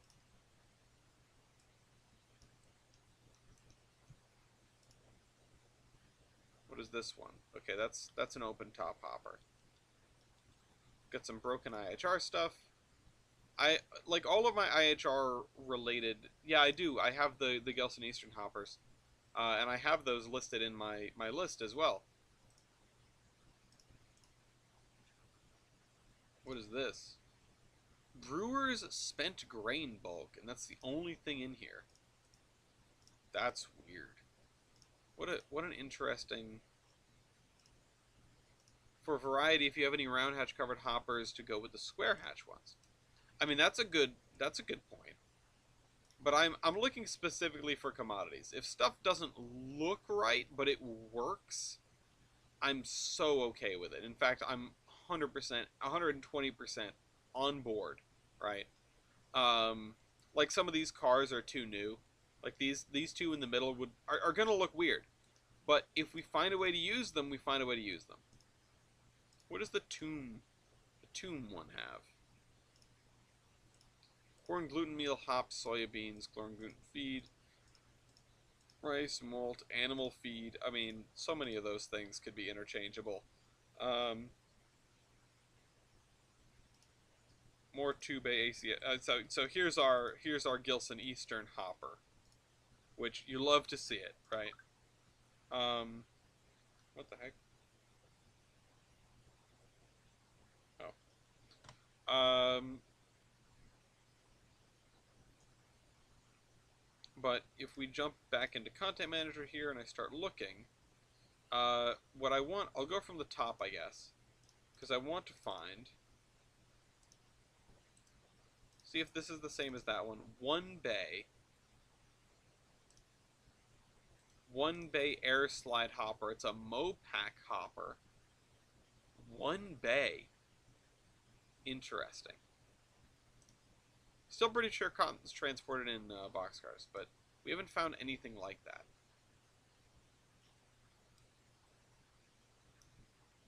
Hold on, let's...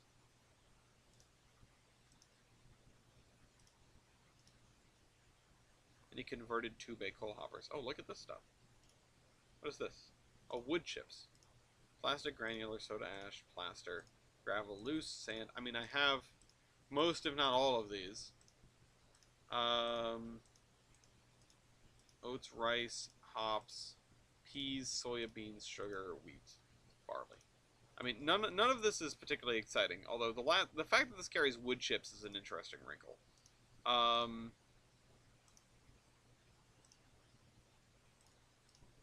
Let's see about this one. This one has nothing. Worthless. Florida East Coast has betrayed me once again. Have you imported the Atlantic and Sharknose as Evan has been working on, or are they not done yet? I think the Atlantic is on the download station. Let's just look for a second. If I remember right, they were under TP. At least they used to be.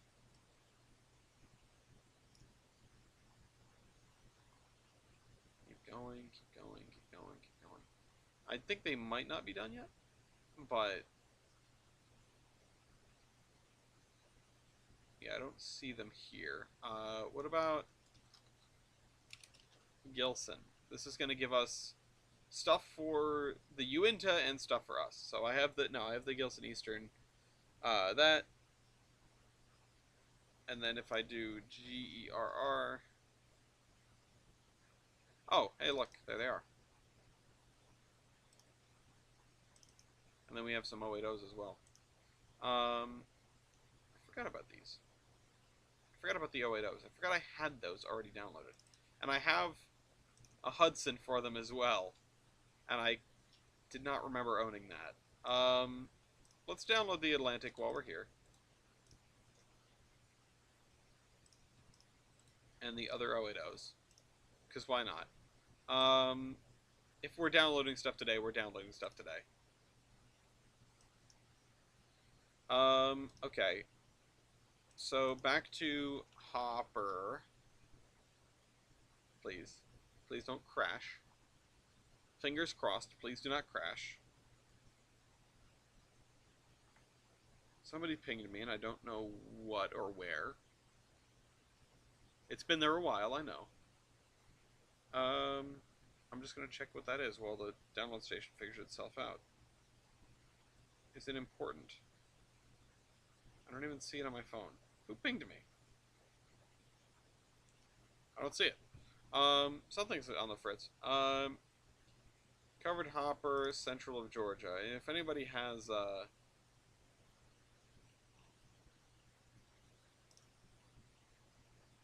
anybody has cotton, it's gonna be them, right? Seaboard. No, broken. Southern Pacific. No, broken. We've broken the DLS. Oh, because it's still downloading this. Come on, you can do it. I'm gonna assume that the air slide hoppers are all reskins of one another. Except for maybe this. That is a boxcar.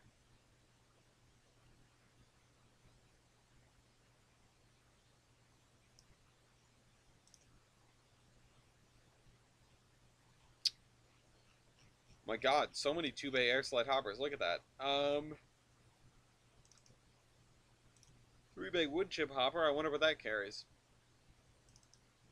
9/11 commemorative 3-bay hopper. Might be a little tacky on here.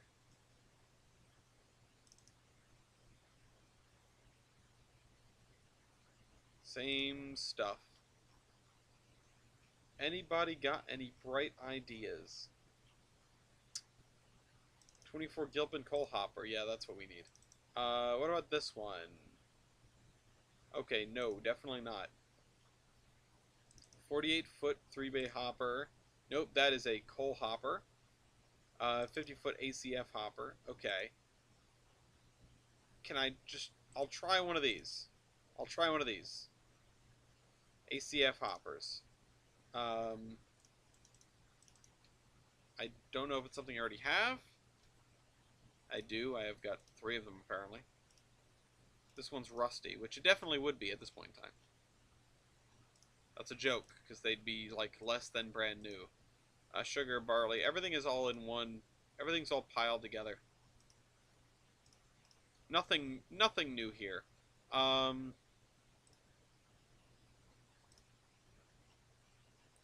More ACF hoppers. So we're gonna have to scroll by all the ACF hoppers, and then we'll have to go by all the 3-bay hoppers, which don't have anything exciting.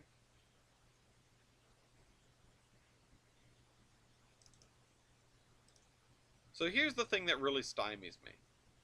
I'm tired of looking at this, so we're gonna do something else for a second. Here's the thing that really stymies me. If I look at a DES, hold on. But on tank loads yet. Tank loads are a good one. Tank loads are really difficult to find more of. I feel like I've gotten lucky and I've found quite a few already. But,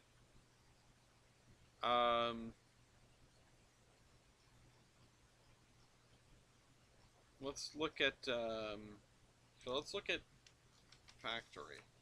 And then we're going to type in DES. So, like this one. No, that doesn't have a thing. Box factory, box factory. I mean, does this have a track? I mean, this is a cool thing on its own. Look at that. Look at that. This is a cool factory. We got to use that. But if we look at, where is it? I know I have it somewhere. Like there's a textile mill or something. Yeah, no, not fertilizer factory.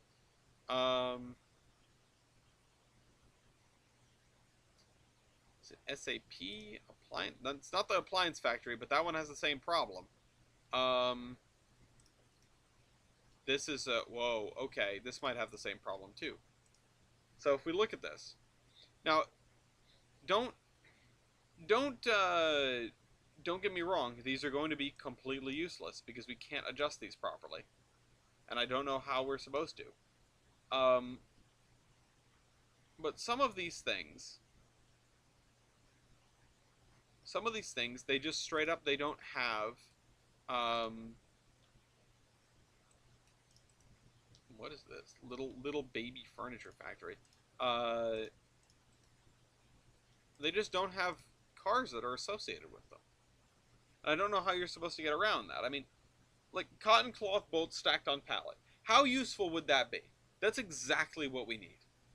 It's exactly what we need. And oh, look at this. Look at this. Look at this. Look at this. Finally, there's a usable thing down here. There are no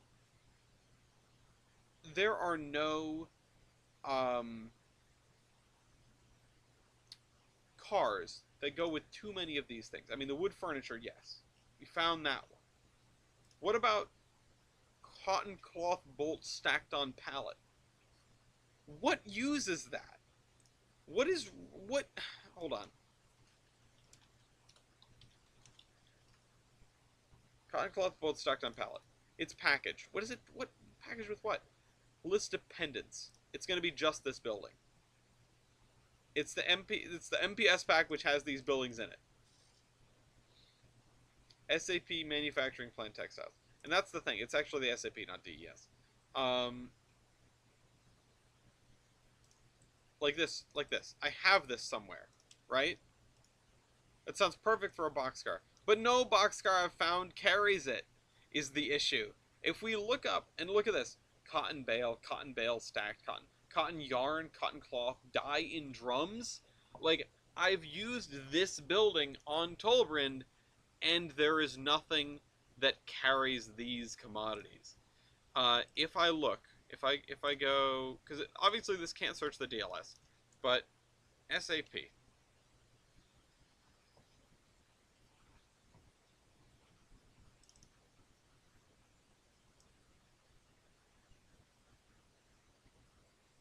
Okay, well this is, I don't know. Oh, Chesapeake. Oh, okay. It was like, are these hiding Chesapeake SAP cargoes? No, hold on. Let me categorize. It's not called what I think it is. Category. There it is. Category. Um, Locomotive rolling stock. There it is. We're gonna get all the Chesapeake in Ohio. We're about to download a lot of SAP or a lot of Chesapeake things. Um, if there's something in this list that isn't Chesapeake in Ohio, we need to immediately grab it. No, there's not. There's not. It's all Chesapeake in Ohio. There's no SAP freight car. There is no freight car that looks for SAP items or that is specifically modified for SAP items. We need this. I need this. This should be priority number one of the reskin project. When something gets redone, when something gets retextured into like Gilson Eastern or something, uh, there was a Tropicana car. You saw Tropicana car? Hold on. Where do you see Tropicana? Okay. Where? I'm blind. Where is it? 50-foot reefer truck. Oh, this guy.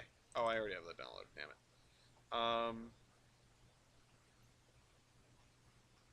Where is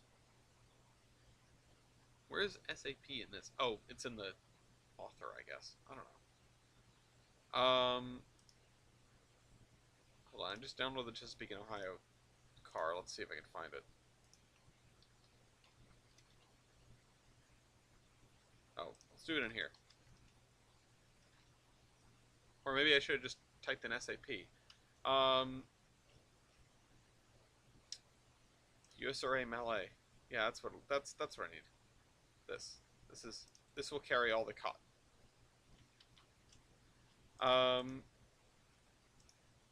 This guy. Oh, we just downloaded the stock car, didn't we? What's in the stock car? What is this? Cows jersey. Okay, I mean we do kind of need that. So I'll put that there. And that's it. We didn't get anything else. There's no SAP boxcar. And that's the biggest problem. Because these industries are really nice and they have a lot of commodities that I want to use. So I have all these commodities downloaded, but I don't have a car that takes them. So anyone, poor favor, find me a yeah. Find me a boxcar. Make me a boxcar. Please, I'm begging you. I mean, I could just do it myself. Ain't nobody got time for that. No, but genuinely, I could quit grousing and do it myself. I have fiddled with Trainz content before. I haven't. I don't remember. I don't think I have ever done exactly what I'm talking about. I don't imagine it would be particularly difficult, but it's one of those things where I am sort of passively passing off the asset side to anyone and everyone who is willing to help, because this 3 hours a week is already as much as I can spend on Tollbrand. Such is life. We're gonna jump back in and we're gonna see if we can get just a little bit more stuff done, because because this has been. It's easy to do, but hard to make look good. I don't care if it looks good. I just needed to take the commodities. Let's route layer before we mess something up. What do you want to eat? What is? Well, then you're not that hungry. What? You. I was gonna wait until you were done. Well, I am also hungry. I don't know, I'm not that hungry.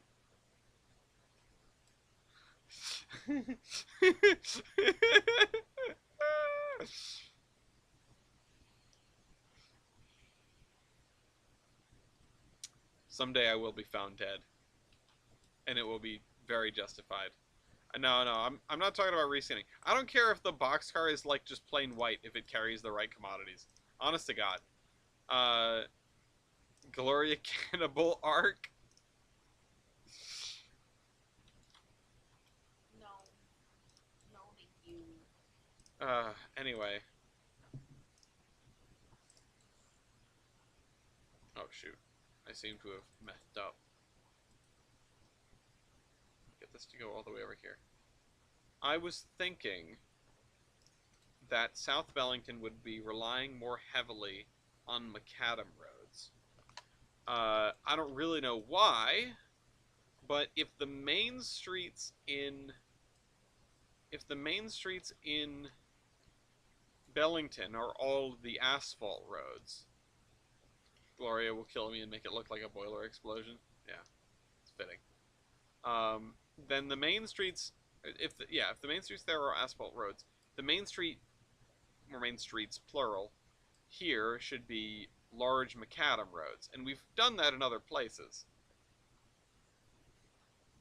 Now the thing is, uh, maybe this should still be asphalt. Although this is the road that's broken in multiple places. Like this is a road that matters so little that they stopped it from crossing the tracks, and they also cut it here and didn't fix it. So this one is not very important, but I think that all of the roads that touch this major square here, this main square here, I feel like those should all be asphalt, at least in the vicinity thereof. So like this stretch, at least down to like here or here. What are you doing? I don't know. I'm trying. You're like pushing. My chair has wheels, and I know it your is. chair has wheels. My chair also has wheels. Well, the force does not seem equal and opposite. I feel like you're staying in one spot and I'm going. I know, and I love you.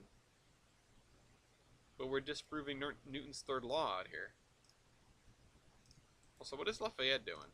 I hear him, like, munching.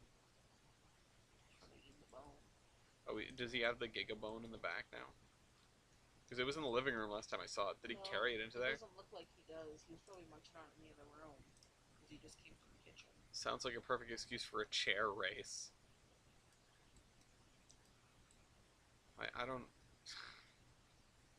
Yeah, we need a chair race.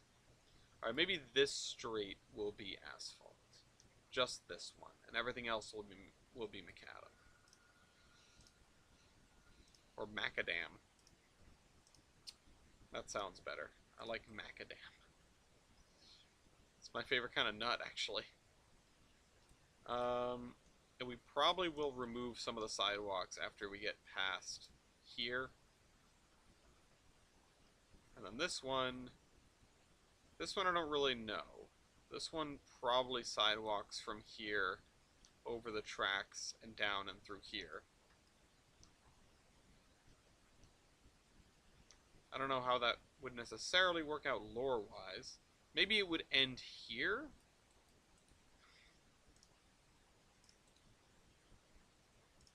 But I won't lie, I am very much enjoying doing the roads here and replacing them with the quote-unquote correct splines. This has been... It's been taking something which has been extremely conceptual, which is the road network, and putting it into what is effectively its final form. Because once this is done, we can start building buildings around it, and that I'm excited for. I'm going to jump into 2.0 here, and I'm going to update this.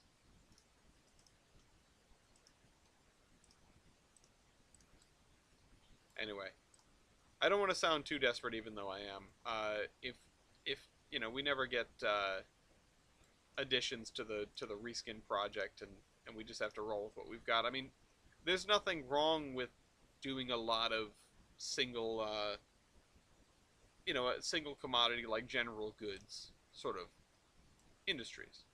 In fact, we can have stuff where it's more output than input, or vice versa. Instead of what we've been doing, which I've tried to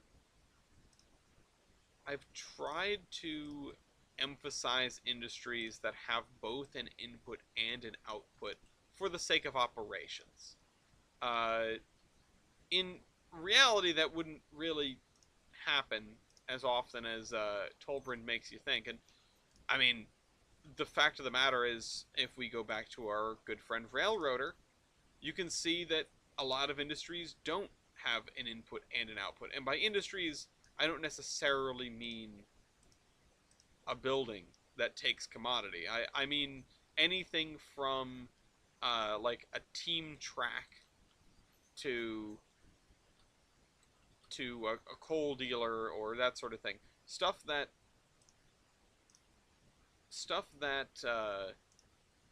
hold on, let me find the right wait, I want no sidewalks. That's what I want. Stuff that is very clearly one end of the production chain. Or, forestries and things like that. Those also apply.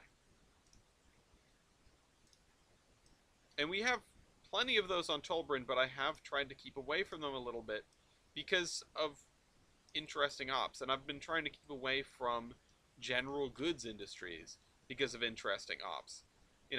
Everything could just take general goods. But that would be boring. So, I'm trying to avoid that. Let's finish making another intersection here. Every intersection we make is a serious accomplishment. Every time we get an intersection done and get the roads hooked up, it's a major accomplishment. It is something that we will not have to go back and mess with anymore. It's a mark of genuine forward progress. It's a first down. If I'm going to keep going, like the term forward progress makes me think of just football. So I'll continue the football analogy with that. Now here's a guy. Anyway, I'm going to need to scoot these back a little bit because the corners are going to be much too tight if I leave them the way that they are. Now I need to find something that I probably already have found, which is why I like doing this. Nope, not yet. We don't have it yet because we don't have an intersection with this setup. Uh-oh. Someone's bored. I don't know if the audience can hear that. Hey, baby. Are you spending this time to think about what you want to eat? Because you could do that. It's a legitimate suggestion. I don't want to end this in half an hour or sooner, and you be like, I still don't know. And then we sit here and waffle for a while, and then we get food delivered at midnight and don't go to bed.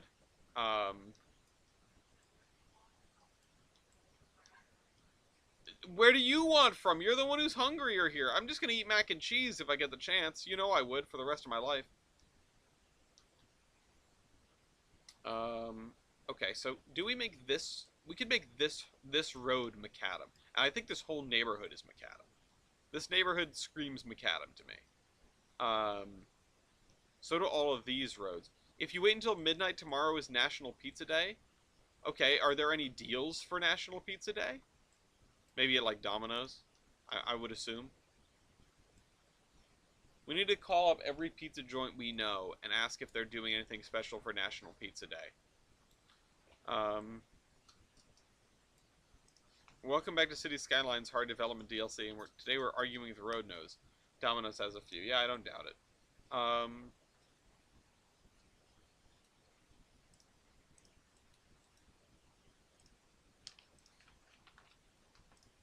Which one did you grab, Tom's? Why'd you grab Tom's? Because they're the best one? I guess. I mean, would you say? We've got from New England the last couple of times. You haven't gotten from Tom's. Yeah, we haven't had Tom's in a little bit. And that's interesting because I do agree that they are the best one in our area. So now, welcome back to rating local pizza joints that nobody else here has ever heard of, or will ever need to hear about because you don't live in Rhode Island. But you should. You could. Mew threatened to move to Rhode Island earlier today, and honestly, do it. Yeah. What's stopping? Probably lack of job. Mew, I hope the interview went well. I also hope you know that I think about... I think about your situation quite a lot, but I don't want to pester you by saying, how's the job hunt going? Because anyone who's ever been looking for a job knows that's the most annoying question on the planet. Um, you can bring all your Giants things, it's fine. I don't have a problem with Giants fans in Rhode Island. I have a problem with the fact that Connecticut is like way too many Giants fans by weight. It's not acting as a buffer zone, it's just an extension of New York. Um, that's not okay. I'm not okay with that. Get Um, out of the bathroom of the yet.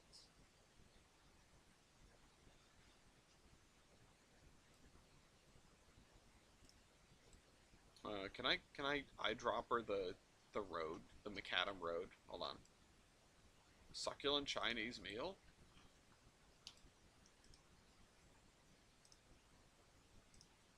Oh man, I clicked on it. Um, I'm glad to hear that things went positively though.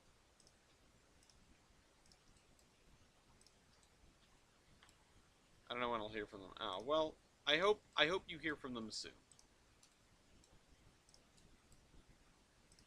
I hope I hear from. I got a rare call today that came up with somebody that was not in my address book, so I didn't know who it was. Didn't come up as spam risk or anything. Just came up as a local phone number. And Pinkman! there are only a couple of times when that happens, and I'm realizing that I need to change the way I pick up the phone. Because I do pick up the phone for every phone number that calls me. Partly because I hate myself, and partly because I am the phone number that's listed on the Providence Northern Model Railroad's page. So if somebody is trying to get in touch with the PN for one reason or another, be that they want to donate something, they want to know about our open hours, or like buildings on fire, which I'm not the landlord. You should probably talk to the Grange about that.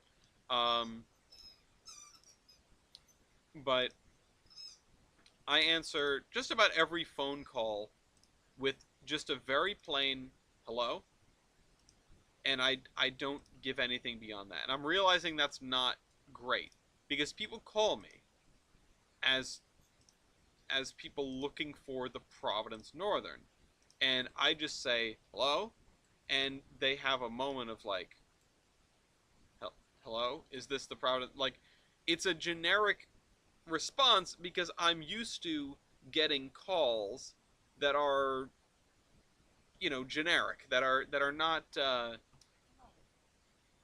yeah, that aren't even human more often than not. Let's see. You know what you want? Oh, good. Hang on to that. What do you want? You want calzone? What calzone? Yeah, with pineapple. Mm-hmm. What if we get a big one and we split it? Because I also will eat that. I'll eat the hell out of that. Okay, hold on. I need to figure out how to set this up. Because, okay, here's the thing. We've got a crossing between two roads of different widths. And it's a skew crossing, so I can't just BS it like this. How did I connect it? Oh, over here, that doesn't help either. This one, Something hot. are you okay? Yeah, I'm fine, but something hot. So here's what I think we're going to do. I mean, it doesn't matter. I would be answering all my phone calls anyway. Even when my personal phone number wasn't doing double duty, as it were, I was answering all my phone calls. Um, I would rather answer the call than ever deal with going to my voicemail and figuring out what the hell somebody was calling for. Um, I never check my damn voicemails.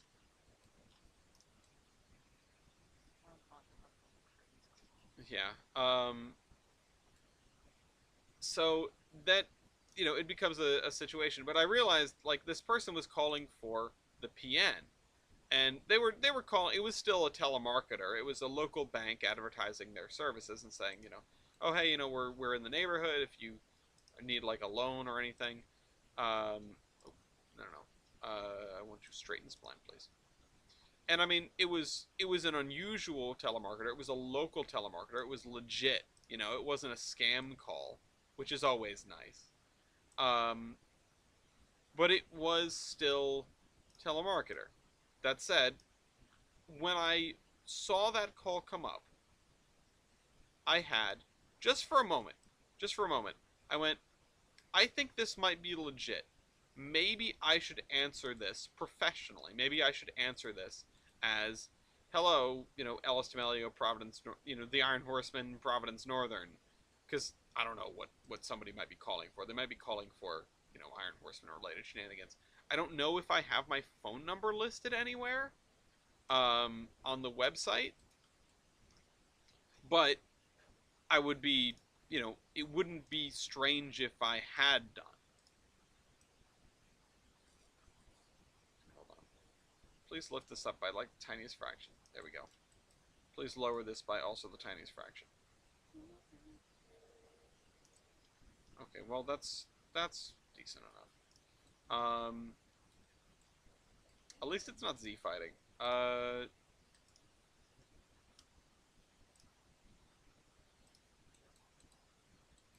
should be using Invisible Road for these extension pieces, but honestly, it doesn't bother me that much. Interesting. I'm effectively the opposite. Like you'll always go check your voicemail. It's just too much of a headache for me. It's something else that I have to do on my phone, and I don't want to do it. I'd rather just, if somebody's calling me, I'm gonna pick up. I'm gonna see what they want, and if it's just a scam, then I just put the phone down. I don't hang up. I just put it down. Um. Oh, fudge. He's not. He's being neglected. Um. Yeah, I mean that's probably a more efficient use of your time, because you're right. They rarely ever. Scam calls almost never leave a voicemail. Um.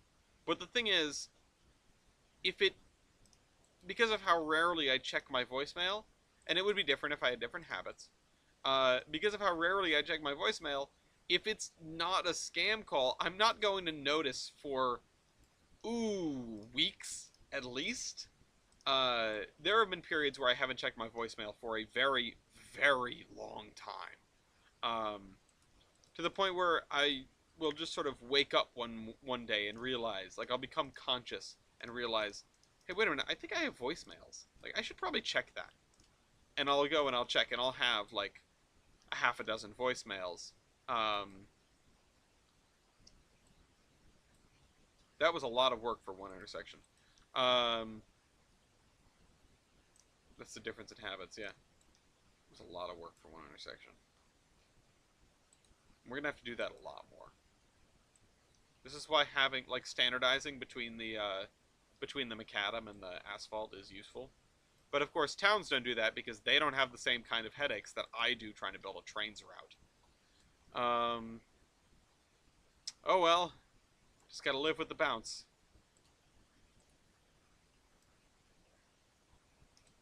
I'm also bad at checking my texts. I'm bad at checking my phone in general. Like, I will leave snaps for days or weeks, like if I just don't click on them. And then I'll just go through them all at once. I'll still send streaks every day, but I'll only open Snapchat for that express purpose and none other. So I'm sorry if anyone ever sends me an interesting thing on Snapchat. I'll see it eventually. And then the thing is, I feel weird responding to it because it's like, buddy, it's been days, It's been a really long time since you sent me this. What am I say something about it. That now I'm the weird guy. It's like liking somebody's pictures from years ago or whatever, which I've seen some pretty funny comebacks to that sort of thing. I've seen well, you liked my picture from ages ago. What are you doing? It's like, oh no, no, I'm not. I'm not a weirdo. You just haven't looked good in a while. That's one that I saw. Let's see. Can I? This is a 42-foot slab of macadam. Look at that. That looks, frankly, bad. But you know, baby's tired of looking over my shoulder. Hi, baby. Gonna go back to Minecraft? You were. Would you like to? Oh, I should have had while you were here.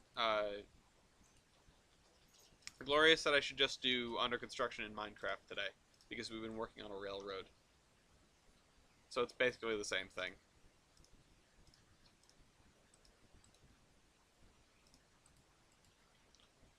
Oh shoot. Surprised at the lack of Z fighting. I'm really surprised at the lack of Z fighting. Yeah, it's me with Facebook too. I'm not gonna lie. I rarely ever look at my Facebook messages. I never log into Facebook is the problem. I'm never there, and so people send me stuff like I got invited to go see John and Ginny play at a local place. John and Ginny, for those who don't know, are Sandy and Rangeley's voice actors. They're fantastic musicians. Um, they are local to me, and sometimes sometimes Gloria and I go and see them play. And so I logged onto Facebook and I saw, hey, Ginny's invited you to such and such place, for Wednesday.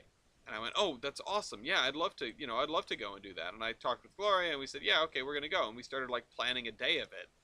And then I double checked and I realized that was the previous Wednesday. So that was a bust. We did not go on our little date. That's not good.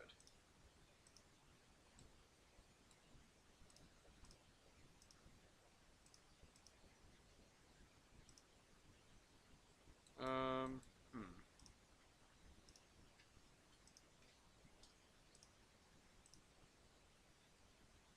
I'm surprised that these are this cocked up. Can I also, if I put a thing across the middle here, will that help? 6-pointed intersections are terrible, and like, they're just, I mean, honestly, I don't have any further words than that. They're terrible. They're garbage.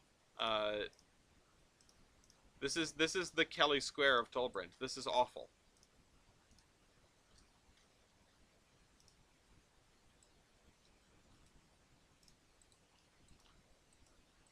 Look at this. Look at this hellscape. I should have made this a giant roundabout with like a monument in the middle. Well, we're past the point of no return on this disaster piece.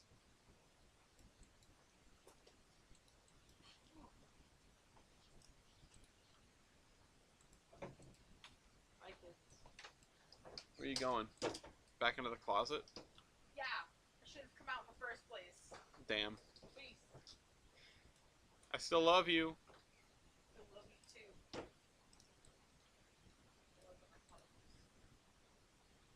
I love you too. I love that your closet's clean too. I should just start throwing stuff in there.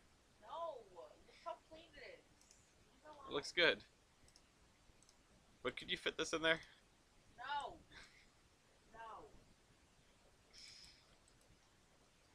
Okay. So we're gonna make this another straight-edged intersection.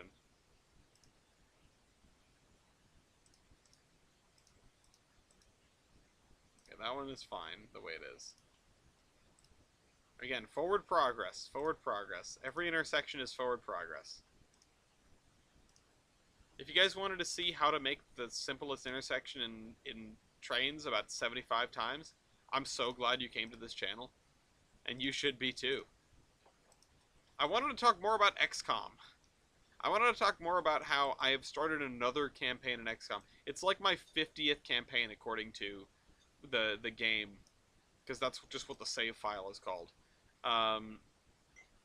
And Honestly, I'm like 2 missions in and I think I already screwed it up because I didn't get an engineer.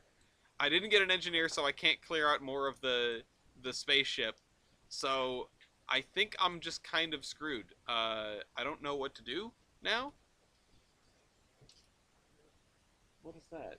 The holy grail of lead for mechanical pencils, and Oh, gross. this bad boy, Holy grail of lead for mechanical pencils, huh? this bad boy, this mega eraser. Well, eraser's good, Look but at I was one of those psychopaths who took math tests with pen.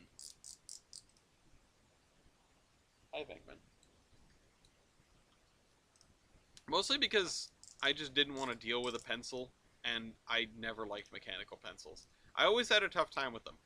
Uh, Mostly because all of the lead pencils I ever got were things that I stole from my classmates. Well, stole is not a very good description. What I did was I was a scavenger. People would leave, like my middle school. I don't know about your guys' grade schooling, but there was like a leaving crap on the floor epidemic at my school.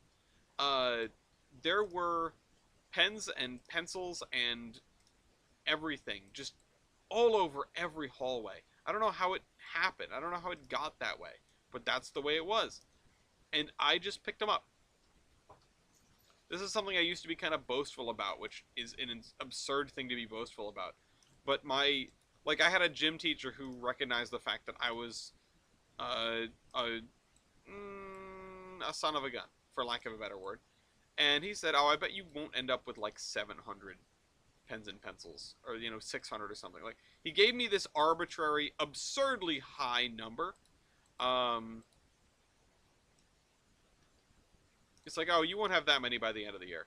I beat it by like 2 or 300. I had like 800 pens and pencils in a box, in like a full-on cardboard box.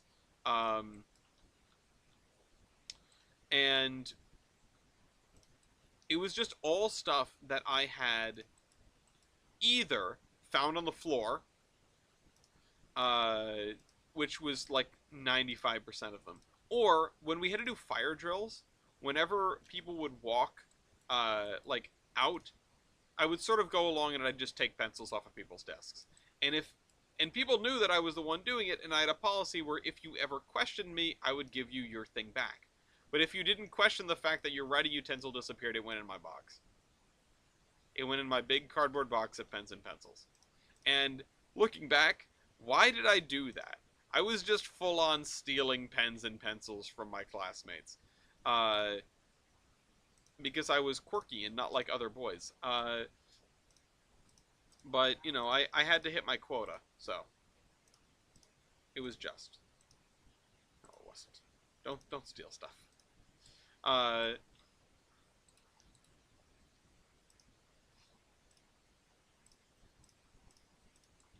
Ellis's Jacques from Finding Nemo arc. But yeah, I guess I always had a problem with mechanical pencils, partly as a result of that. I never had Ellis the pencil cop. Yeah, listen. I picked up a hell of a lot of litter. I'll say that much. Um, but yeah, I don't know. Cleaning up the hallway, cleaning up desks against people's will. This is going to be a long damn time that we're working on this. I don't really have anything else to do. I don't feel like starting on another road. I mean, I guess I'll do this one. This little one here.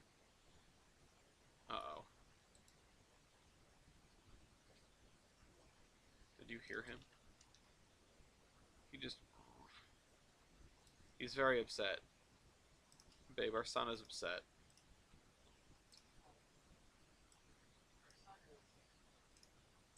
Stupid. Oh god, this hellscape. Somebody needs to show Mason this. I knew it was going to be bad. I didn't think it was going to be this bad.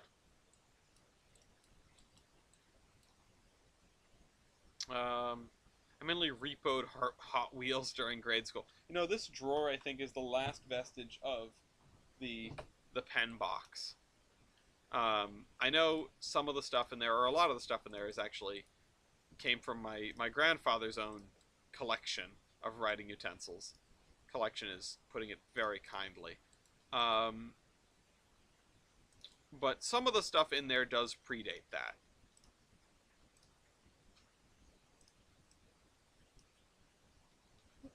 Hi, Lafayette.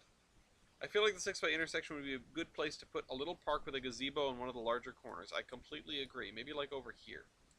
I mean, this triangle is like begging for it. Come here. Come here. You just want attention. You just want attention.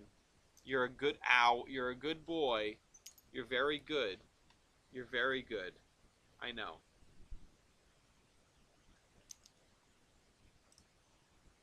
He's right here. Lafayette. Hey, look over here. No, whatever.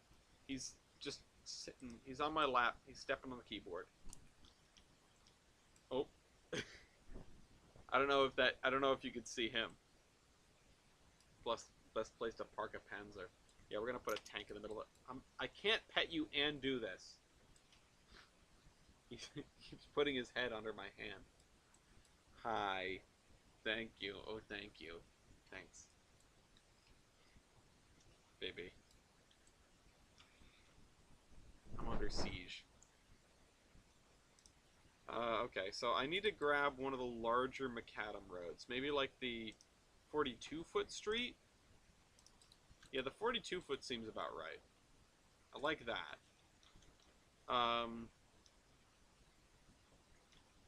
For this road through here. Yeah, I mean, this is the one that goes straight through, like, the whole town.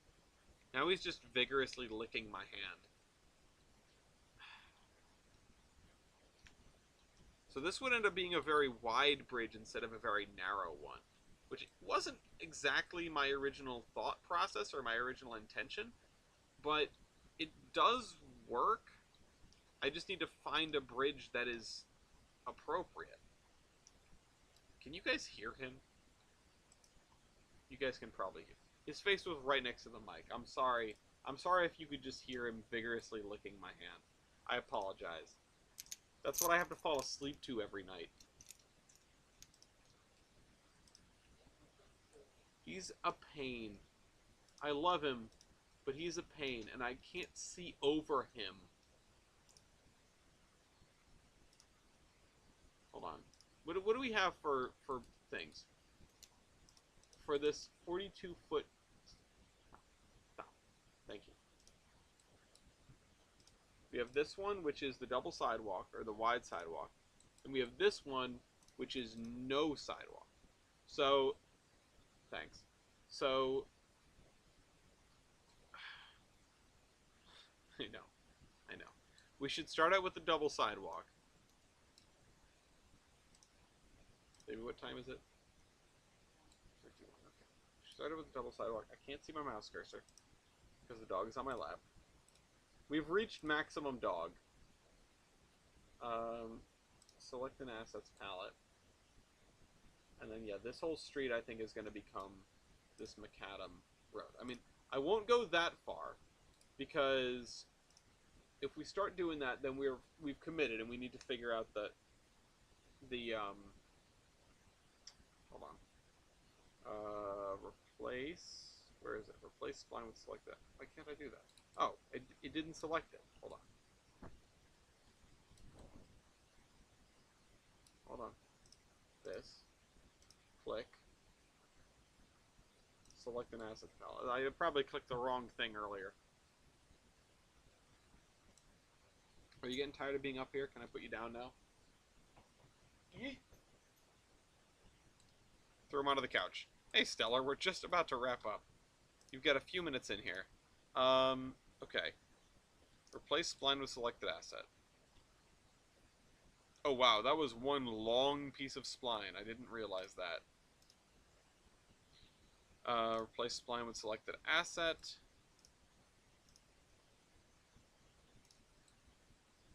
And we'll go all the way to here. That took a lot less time than I expected. I thought that was going to be more individual pieces. But this one, this intersection is one that we could work on right now. And if I grab this, and actually this I wanted to switch this over to macadam for this stretch right here. So if we grab the, so this is the 30-foot macadam. Let's do, this is the 30 to 60 foot.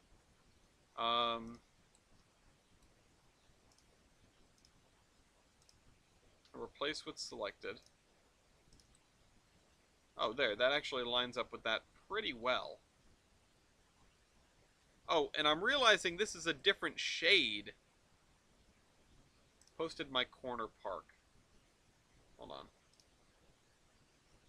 Ping me in. Oh. Corner park. In Tolbrand? Oh, in Tolbrand Peninsula there. Maybe not put trees in the corner, but something along the lines of this. Oh, that's a lot smaller. Oh, yeah. Oh, wait, where is this? Oh, along Route 1. It reminds me of a place along Route 12 in Rhode Island. This is a different color. 48, well, whatever. We'll deal with the different colors. Not everything has to be. If every pork chop were perfect. Thank you, baby. So we'll scoot this back. Scoot this back to here. And we're going to have to use the macadam that has no sidewalks. Then we'll have to add our own sidewalks. This guy's already straightened. Oh, shoot. Wrong thing.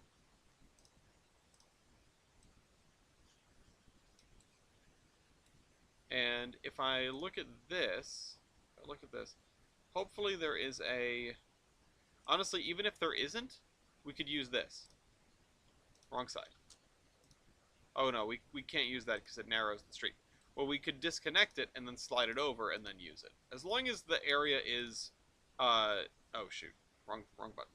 As long as the area is appropriately covered. Can I split? Separate splines. No, okay, come on. I thought because it would... Okay. No!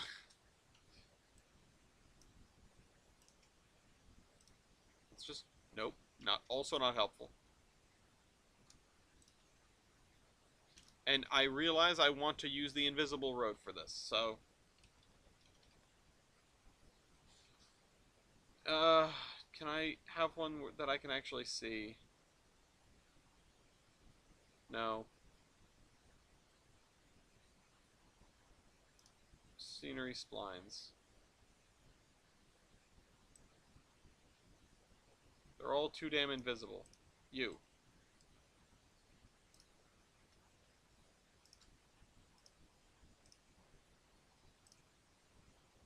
Nope. Slide this over.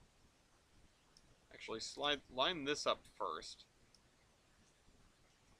So that's much harder to do because we have to get the sidewalks aligned properly. And then this should let us do this. Oh, I'm realizing that these sidewalks are also different widths. How is one supposed to use this road system properly? What is the operative thing that I'm missing here? Nothing is compatible. Nothing lines up. This sucks.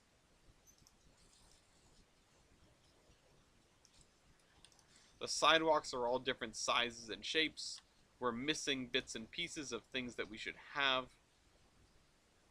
Maybe I'm missing some assets from the DLS. Maybe that's what we should have been looking for. More macadam streets.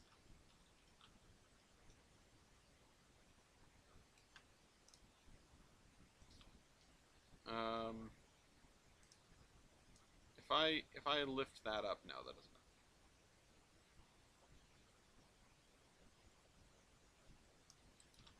Okay, that's fine.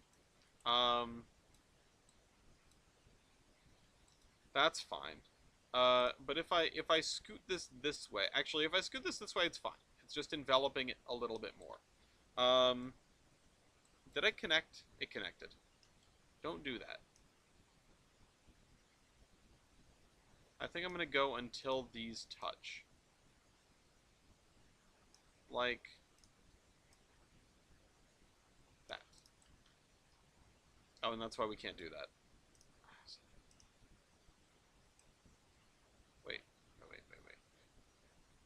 If I just bring this down to here, it should just line up fine, right?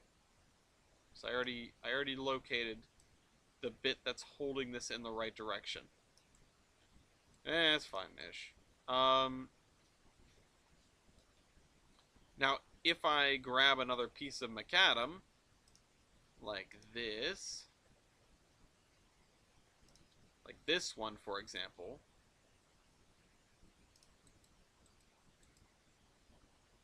then I can just do that and and fill in the gap. Yes? I'm on the ground again.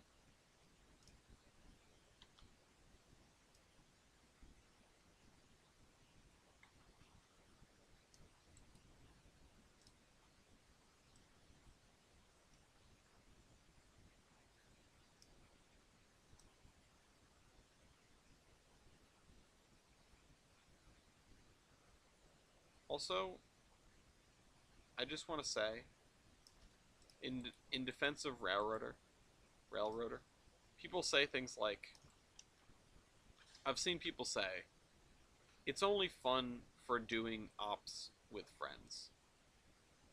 And I'd like to say, yeah, it sure is. It's great for that.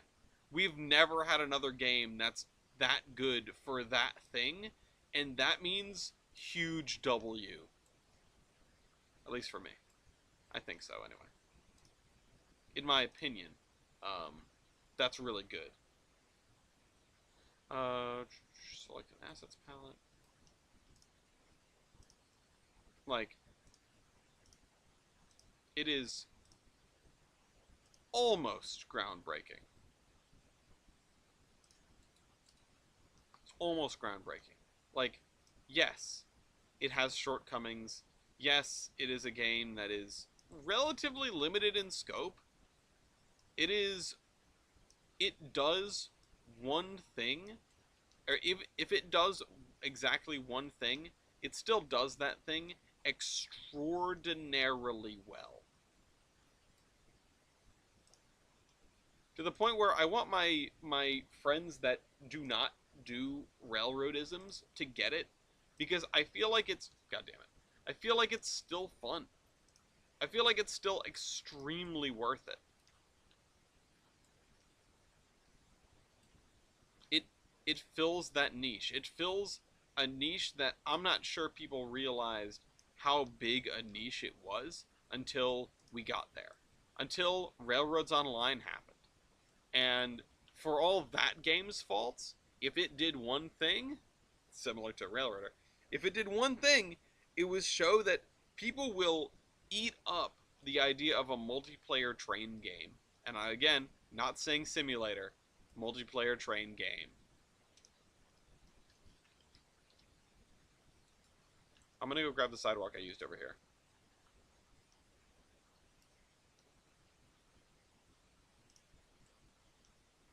Baby, you ready to order food? Are you hungry?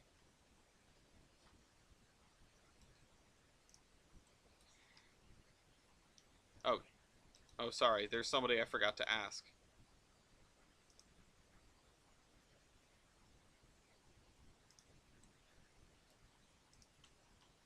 The myth of consensual ordering food. Bankman, are you hungry? Bankman, are you hungry? You guys can't hear him, but he's screaming. He's he would like everyone here to know that he's never been fed before in his life. He's actually starving to death.